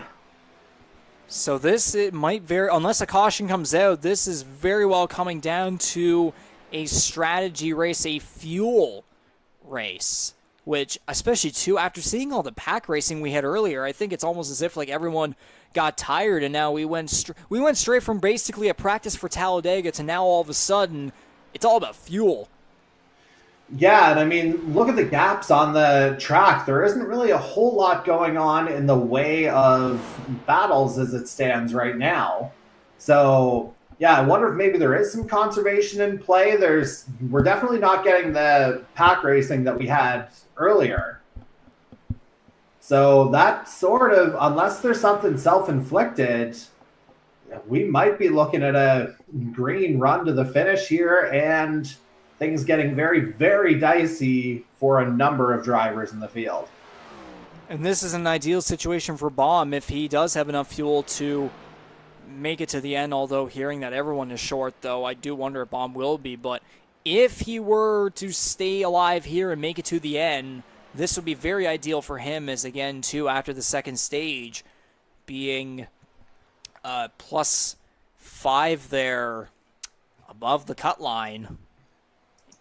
That is very good for him to be able. It would be very good for him to be able to make his way into the round of 12 with a win. He's also another guy that is very fast on the big tracks, the super speedways in particular, as he has an insane number of poles this season. I don't know if it's him or MacAulay that has the most, but if I go back here, he got the pole. Baum has 4, I believe. Yeah, Baum got the pole at Daytona. He got the pole at Atlanta, Charlotte, and Texas. So that's 4 poles right there for him. His finishes have been very up and down, very inconsistent season, but whenever he, doesn't get involved in anything and he is up there challenging everyone else, he has a very fast car, and he also is another guy like Kyle Noll who likes to take risks and be aggressive. So, again, it's kind of the opposite of Noll in a way where he tends to qualify very well while Noll doesn't, but then with the results, again, I guess maybe they are maybe a bit the same in terms of inconsistency, but Noll kind of edges him out, I believe. I mean, even points-wise, he does, so. And the other kind of factor weighing against Dylan Baum even earlier in the season, there were some connectivity issues in there as well. So, yes, the performance to this point, there were some not so great results, but may not necessarily be reflective of kind of the full picture of the driver. Indeed. And now, one driver I have noticed here after the earlier penalties that we witnessed, MacAulay was in 16th or something like that. He's now up to 12, so there is still a possibility he could maybe with a miracle be able to get a top 10, but he is 2 positions away. So I guess 2 laps down. Yeah, kind of a bounce back right there. Not too bad, but Dylan Baum again leading the way by about 5.5 seconds. Belmonte and Bailey have just exited off of turn 2. C.D. Mangrum and Ryan Gibson going through turns 1 and 2. Ireland's back here in 6th. Paytak is 7th. Marini 8th. Hurdle is 9th. Higginbottom 10th. Oh boy, Dylan Baum on pit road. He wasn't going to get there.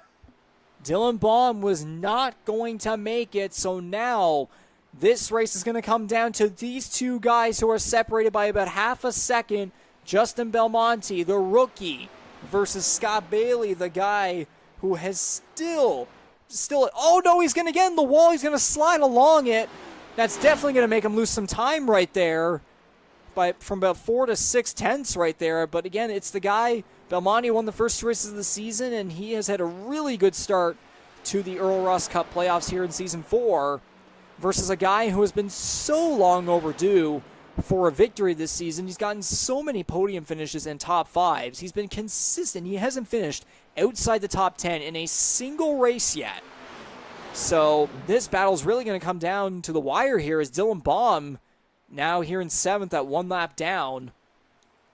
So I don't know if this is necessarily going to be a battle to the end, though, because I do wonder if either Belmonte or Bailey is going to run out of fuel within these final couple laps, as we're now down to 5 laps to go in the Kansas 200.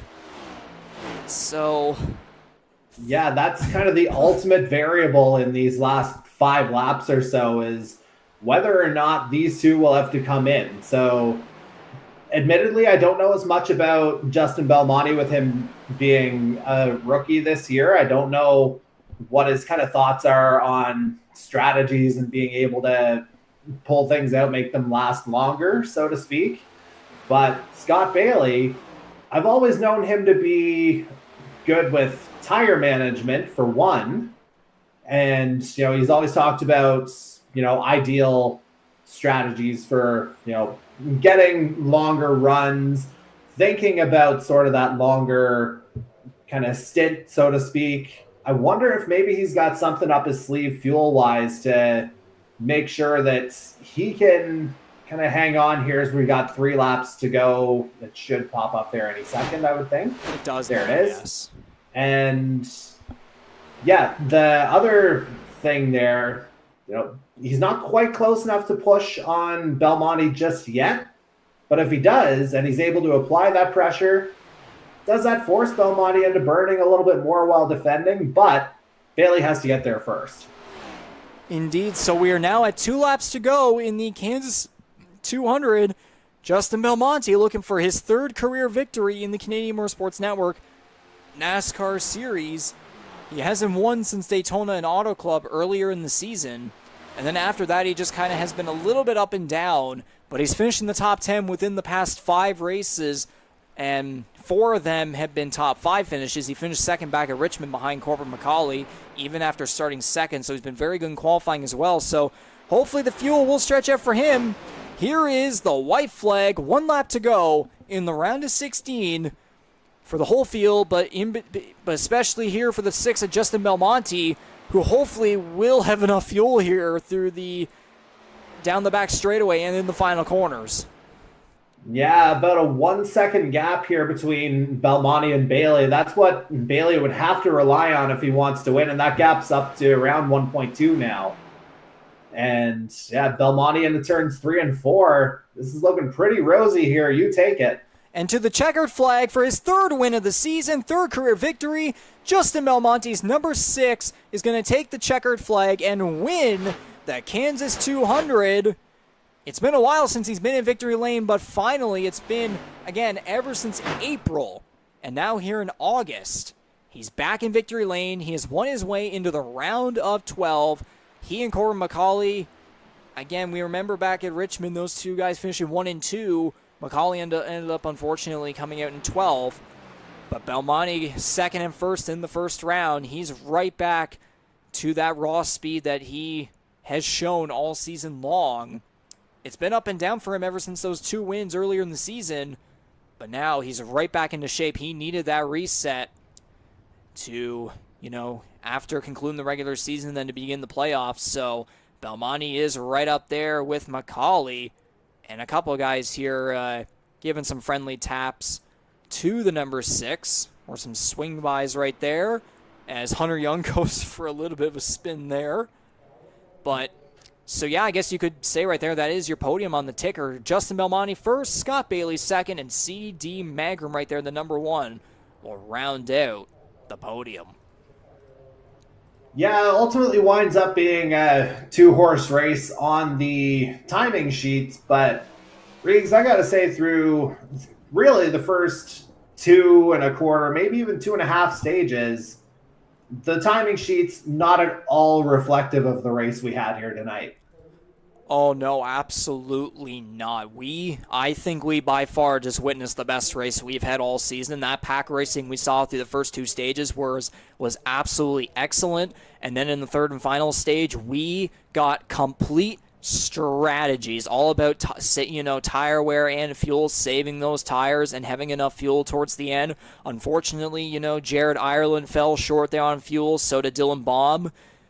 But there was that one rookie that did end up coming out on top, and it was the number 6 of Justin Belmonte. And then, meanwhile, unfortunately, with the 15 of Kyle Knoll blowing the engine, going 77 laps down, finishing 18th and last.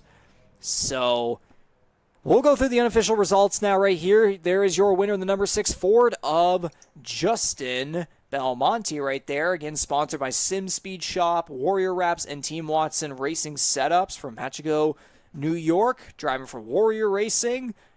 I bet his sponsors will definitely be happy to see him finally in victory lane after so long.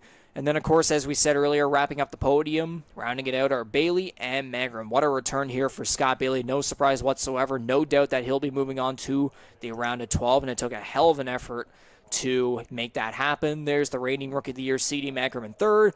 Ryan Gibson in fourth. He is definitely, I would imagine, going to be heading into the next round, the 2020 Kansas Winter Course and the Series champion. Jared Ireland rounds out the top 5. Matthew Patek will be the final car to finish on the lead lap in 6th. Dylan Baum will finish 7th, despite unfortunately falling just short of a victory right there. Andy Hurdle will come home in 8th. Ty Higginbottom, the defending series champion, in 9th. And rounding at the top 10 with a very solid finish is the number 12 of Mike Marini. Jordy, I'll let you take it the rest of the way from 11th through 18th. All right, well, I'll try and do this with some real-time math as we're getting word of Darcy Ford, who we'll see in 16th, actually picking up a speeding penalty on pit road. We'll get into that in a little bit. But the rest of the way, Jose Mercado finishes 11th, 1 lap down. Corbin MacAulay comes home in 12th, 2 laps down after that minute and 10 seconds worth of penalties that he took. Hunter Young finishes in 13th, 2 laps down, and that'll spell the end of his Earl Ross Cup chances once the math gets all sorted out. Dan Cudmore, series founder, 2 laps down as well in 14th. Jason Butler has seen, I think, his chances disappear here as well in 15th, 2 laps down. Then the aforementioned Darcy Ford, 16th, 2 laps down as well. And then you've got your 2 kind of early-ish retirements in the form of Michael Wolford and Kyle Knoll. And as we get all this sorted out, I will do some math and I'll do my best to give you some numbers here on the other side, but that wraps up the field. See, I think I'll let you get to the math right there very quickly because I might as well go to the schedule here and tell everyone where we are heading next. Yeah, you see that race after the second Kansas race? It's on the very the very bottom left right there. Already stocked up on the Wonder Bread, buddy. Yes, indeed, everyone. To begin the round of 12, as we have now officially eliminated 4 drivers, of course, as to who they are. We will get to that eventually when the official race results come out in the official standings as well. But next Tuesday night on August 15th to begin the round of 12, it's the Rampage Coffee Co. 250 in a return to 94 laps at Talladega Superspeedway. Yeah, it's not going to be crazy or anything. At least it's not an elimination race this time. But it very well could be in a way. Yeah, just an unofficial one. Yeah. But knowing how the first Talladega race went back in June, which was also sponsored by Rampage Coffee Co., they decided to take on both of the Talladega races, so they ended up sponsoring a hell of a show, which was also just completely full of carnage there towards the end. Actually, to be fair, though, the Rampage Coffee Co. 250 back in June actually was a relatively clean race besides some stuff that did happen, but we got some decent pack racing. There were some incidents, but it was only really like 2 or 3 cars each. And, it's pretty much kind of like what we saw at Daytona back at the Firecracker 200 on July 25th, where everyone practically saved it for the end on that, that late 2-lap shootout, and then everyone wrecked on the final lap. So, and especially, too, in a round where we're going to be at Talladega and Charlotte. This track right here, knowing the fact that every super speedway has seen a different winner, Justin Belmonte back at Daytona, the GTR 250 to begin the season. Matthew Patak claiming his first career victory at Atlanta on May 23rd. And then Hunter Young claiming the Rampage Coffee Co. 250 victory in June, on June 20th. We've seen a different winner every single time at a super speedway, and all 3 of them so far have been first-time winners in this series. So it would not surprise me one bit. I don't think it will surprise anyone if we end up getting even another new winner here next Tuesday night, and we could very well see someone, upset their way in to the round of 8. No, and knowing the thing is too, now that we're in the round of 12, it's only going to get more and more tight from here because the parity in this field and how competitive everyone is, and knowing who we're going to have in the round of 12, I'm honestly scared for the round of 8. Well, you're talking about who we've got for the round of 12. I've got who we've got for the round of 12. I might as well put it on our faces just to get our facial reactions here. Yeah, so obviously with the victory, Justin Belmonte confirms second in this particular round. Corbin MacAulay at the top, of course. Jared Ireland third, Ty Higginbotham fourth, CD Mangrum rounds out the top 5. Not really a whole lot of surprise there. Ditto with Matthew Patak in 6th. Scott Bailey with his performance tonight, 55 out of a possible 60 points. Did absolutely the best he could do without winning. That's good enough to move him into 7th for this particular round. Plus, he'll get the 2 bonus points from the stage wins tonight. That'll carry over to his 3,000 plus total starting next week. Then you got Darcy Ford in 8th, Ryan Gibson 9th, Dylan Baum in 10th. That's where things start to get a little bit tighter. So Baum finishes on 2,063. Kyle Knoll survives. He comes home in 11th on that 2,059 point number. 12th place, Andy Hurdle at 2,057. A 6-point gap over the first driver to be eliminated, the number 36 of Michael Wolford. Hunter Young misses by 9 points in 14th.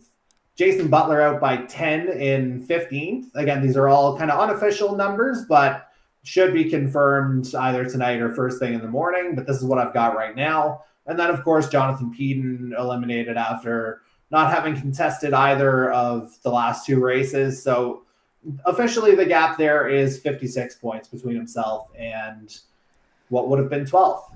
So what was the gap between that final spot and 13th? 6 points, the difference between Andy Hurdle and Michael Wolford.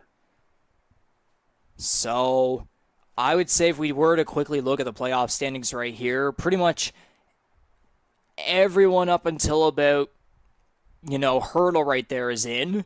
But then you basically you swap Butler and Bailey, and that right there is the round of 12.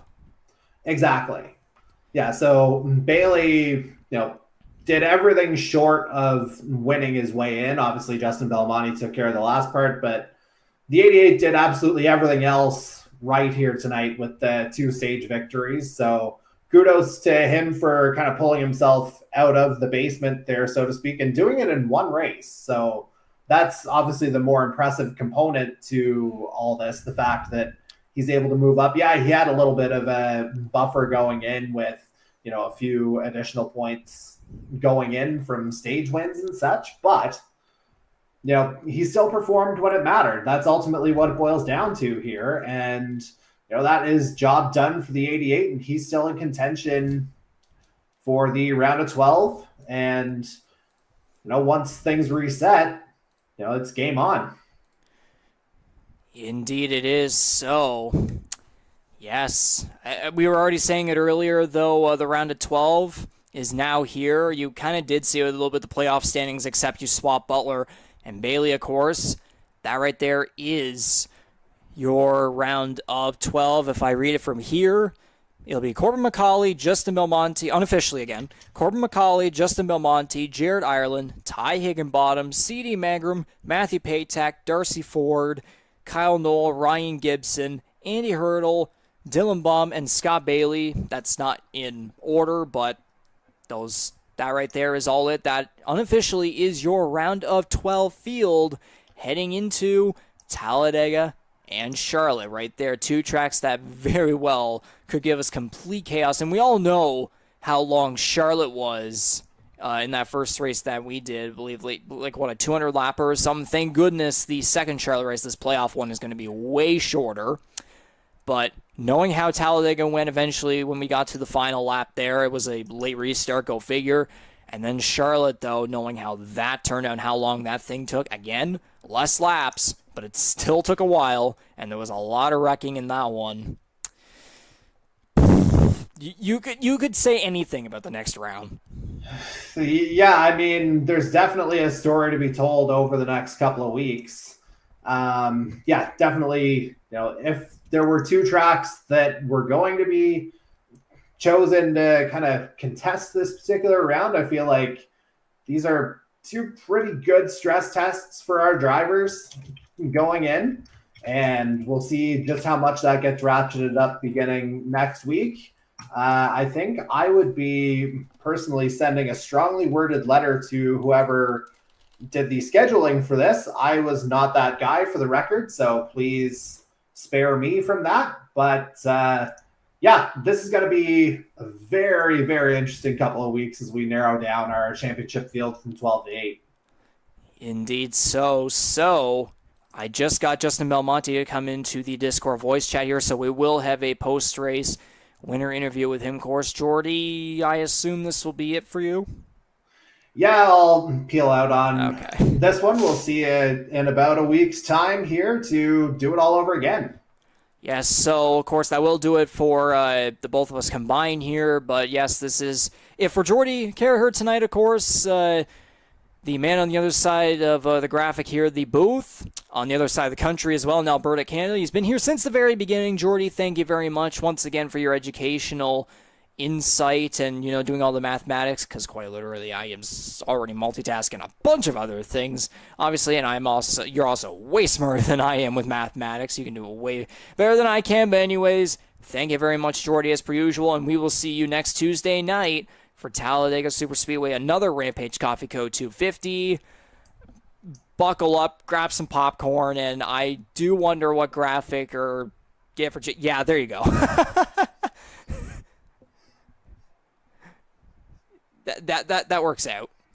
Yeah, I mean, that pretty much says it all, right? Yeah, basically, don't get eliminated. But I do wonder though. Will you have something different at least for Talladega? Because we all know what Talladega is. Yeah, I'll figure something out. Okay, good to know. So there will be something there. But once again, Jordy, thank you very much. As per usual, we'll see you for Talladega. We'll see you then. And to everyone still in here, don't go away. We still have a winner to interview. The number 6 of Justin Belmonte, his first win since Auto Club back in April. Don't go away. We will be back shortly.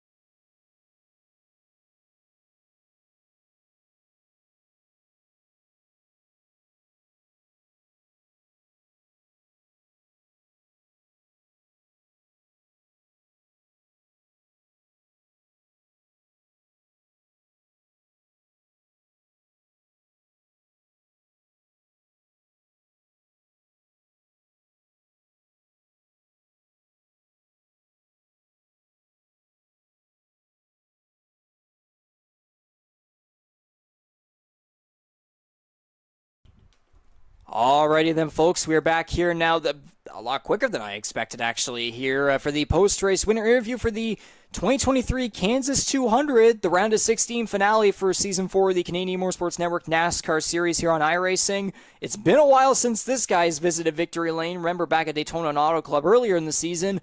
But, man, he just, knowing kind of a roller coaster of a campaign after those two victories, he needed that fresh reset after the regular season finale at Daytona, finishes second at Richmond, comes home with a victory here at Kansas, the number 6 of Justin Belmonte. Justin, again, I was saying it to you here before I got back on here live, of course. It's been a while since you've been in here, but what does matter is, though, you won your way into the next round, and you're back in Victory Land after so long. How does it feel? How did tonight go for you? Well, first of all, props to everybody in the league. Tonight's race, even if I had finished last, was probably the best racing we've had all year. That first stage was absolutely insane. There was like 6 of us up in the front there going bananas. Super tight, super close racing, and everybody drove perfectly. It was phenomenal racing up front, so round of applause to everybody involved there. But, yeah, it's good to be back, and it's good timing to be back. Get building some good momentum here for the playoffs. Feels pretty good. For sure, for sure. And now knowing that it's been a while since we've been interviewing here, of course, I would like to know, because we never really got a chance to talk with you about this, but you want to maybe do a bit of a quick overview of how your regular season overall went from your perspective, and just tell us, because I did kind of mention there was maybe a bit of a roller coaster of a campaign after those 2 victories at Daytona and Auto Club. There were some good finishes, there were some maybe that were a little bit left to be desired, but then coming around when the regular season came to an end and now starting here in the round of 16, you got, I guess, a reset that was definitely needed. I don't know if that would be the way you would put it, but what are your thoughts when you get asked something like that? Yeah, no, you're kind of right. It's been a little bit of a reset. So summertime gets a little busy for me. I work in air conditioning, so you can imagine with the heat, it gets a little out of control. So the time I get on the sim is a little bit limited. So it's tough to get on, run some laps, and kind of really get into a good groove. And for whatever reason, I just can't qualify well usually, regardless of if I'm practicing or not practicing. And that kind of bit me a little bit throughout the year, getting stuck in the pack. With these cars, you need clean air, and you got to stay out front, and that helps keep you fast no matter what you're doing. So starting in the back is definitely something we got to work on.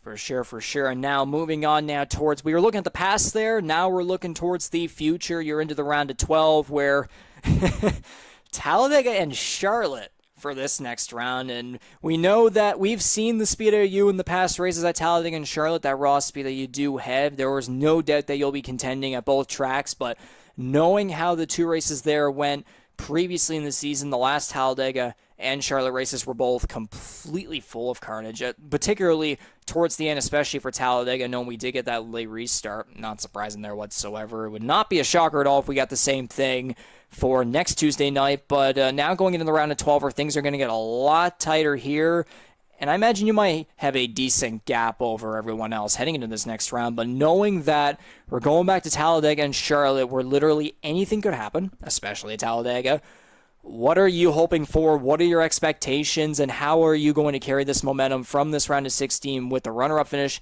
and the victory? We're going to have to just control what we can control, right? Talladega is going to be insane. There's no doubt about it. There's no way around it. It always is. It's just the nature of the beast. So we're just going to have to tame it, try to escape with some points, and see who we can scrounge up at Talladega. And we ran pretty good at Charlotte last time, so hopefully we can carry a little bit of momentum, maybe a little bit of a learning curve with this car as well. I did much better this time around at Kansas than the first round. The first round I had a tough time here, so it was good to see the improvement. And if we can improve the same at Charlotte, we'll be in really good shape. I enjoy that track a lot. Good to hear, good to hear. We were definitely wondering if there were drivers that were going to take that prior knowledge and experience and go into this one and, really show it off and make it a way more competitive race, which we very clearly saw, because that, even in my opinion, too, I would agree with you, that was by far probably the best race that we've had so far this season. But to wrap this all up, Justin, do you have anyone in particular you'd like to thank, particularly maybe your sponsors as well? Because I do know I did shout out those 3 ones in particular at one point. Yeah, we got Team Watson Racing on the car, of course. They're a great setup shop, a great community, guys, and they put out a lot of good stuff for us throughout the week, every week. So shout out to them for being on the car and being a part of this. Anyone else? You guys, of course, you guys are awesome putting this show on every single week. You're the man. I love your watching your broadcast back, and thanks to all the Canadian E-Motorsports guys that put everything on. You guys are awesome. We appreciate the kind words right there. But yes, everyone, that is going to do it for this post-race winner interview here for the round of 16 finale, the Kansas 200 at Kansas Speedway for the Season 4 Earl Ross Cup Playoffs in the Canadian Motorsports Network NASCAR Series on iRacing. The number 6 at Justin Belmonte coming out victorious here in this second time around at Kansas Speedway. Justin, once again, congratulations. Celebrate well and safe, and we will see you in the round of 12 beginning at Talladega next Tuesday night. Thank you, man. I hope I get to talk to you again soon. For sure, man. Have a good one.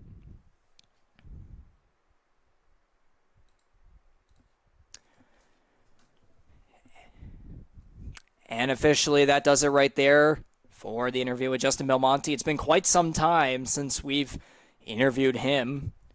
Again, winning back at Daytona Auto Club back in April. That just goes to show how much time has flown by. We are already going to be at around 16 of 20, which means, again, looking at the schedule very quickly here, that means we now have 5 races remaining on Season 4 here on iRacing. It still feels like we're right back at the beginning where we were just getting started with our first season on iRacing. So, great to see the number 6 at Justin Belmonte once again coming out on top. There was always that raw speed. The consistency just wasn't really there after those first 2 races where he claimed his first career victories, of course. But no, it's really, really shined once again here in the round of 16 with the runner-up finish and the win as well. So he'll definitely have a lot of momentum going into the round of 12 where things are really going to get more tighter and competitive. I'm personally scared for the round of 8. I'm sure everyone else will be as well, but there's going to be a lot more drivers that will be very scared here in the round of 12, knowing we go to Talladega and Charlotte for second time around at both tracks. So until next Tuesday night, and that's not what I wanted right there, next Tuesday night, that'll be on August 15th. To begin the round of 12, it's going to be the Rampage Coffee Co. 250 once again at Talladega Superspeedway. 94 laps of Superspeedway action. Folks, thank you very much for listening and watching to this live production of Canadian Motorsports Network action for the NASCAR Series Season 4 Earl Ross Cup Playoffs on the iRacing service. Thank you very much for your support, and we will see you next Tuesday night for Talladega Superspeedway. Thank you very much again. Take care and have a good one. That was a fantastic race. You will not want to miss the round of 12 beginning at Talladega.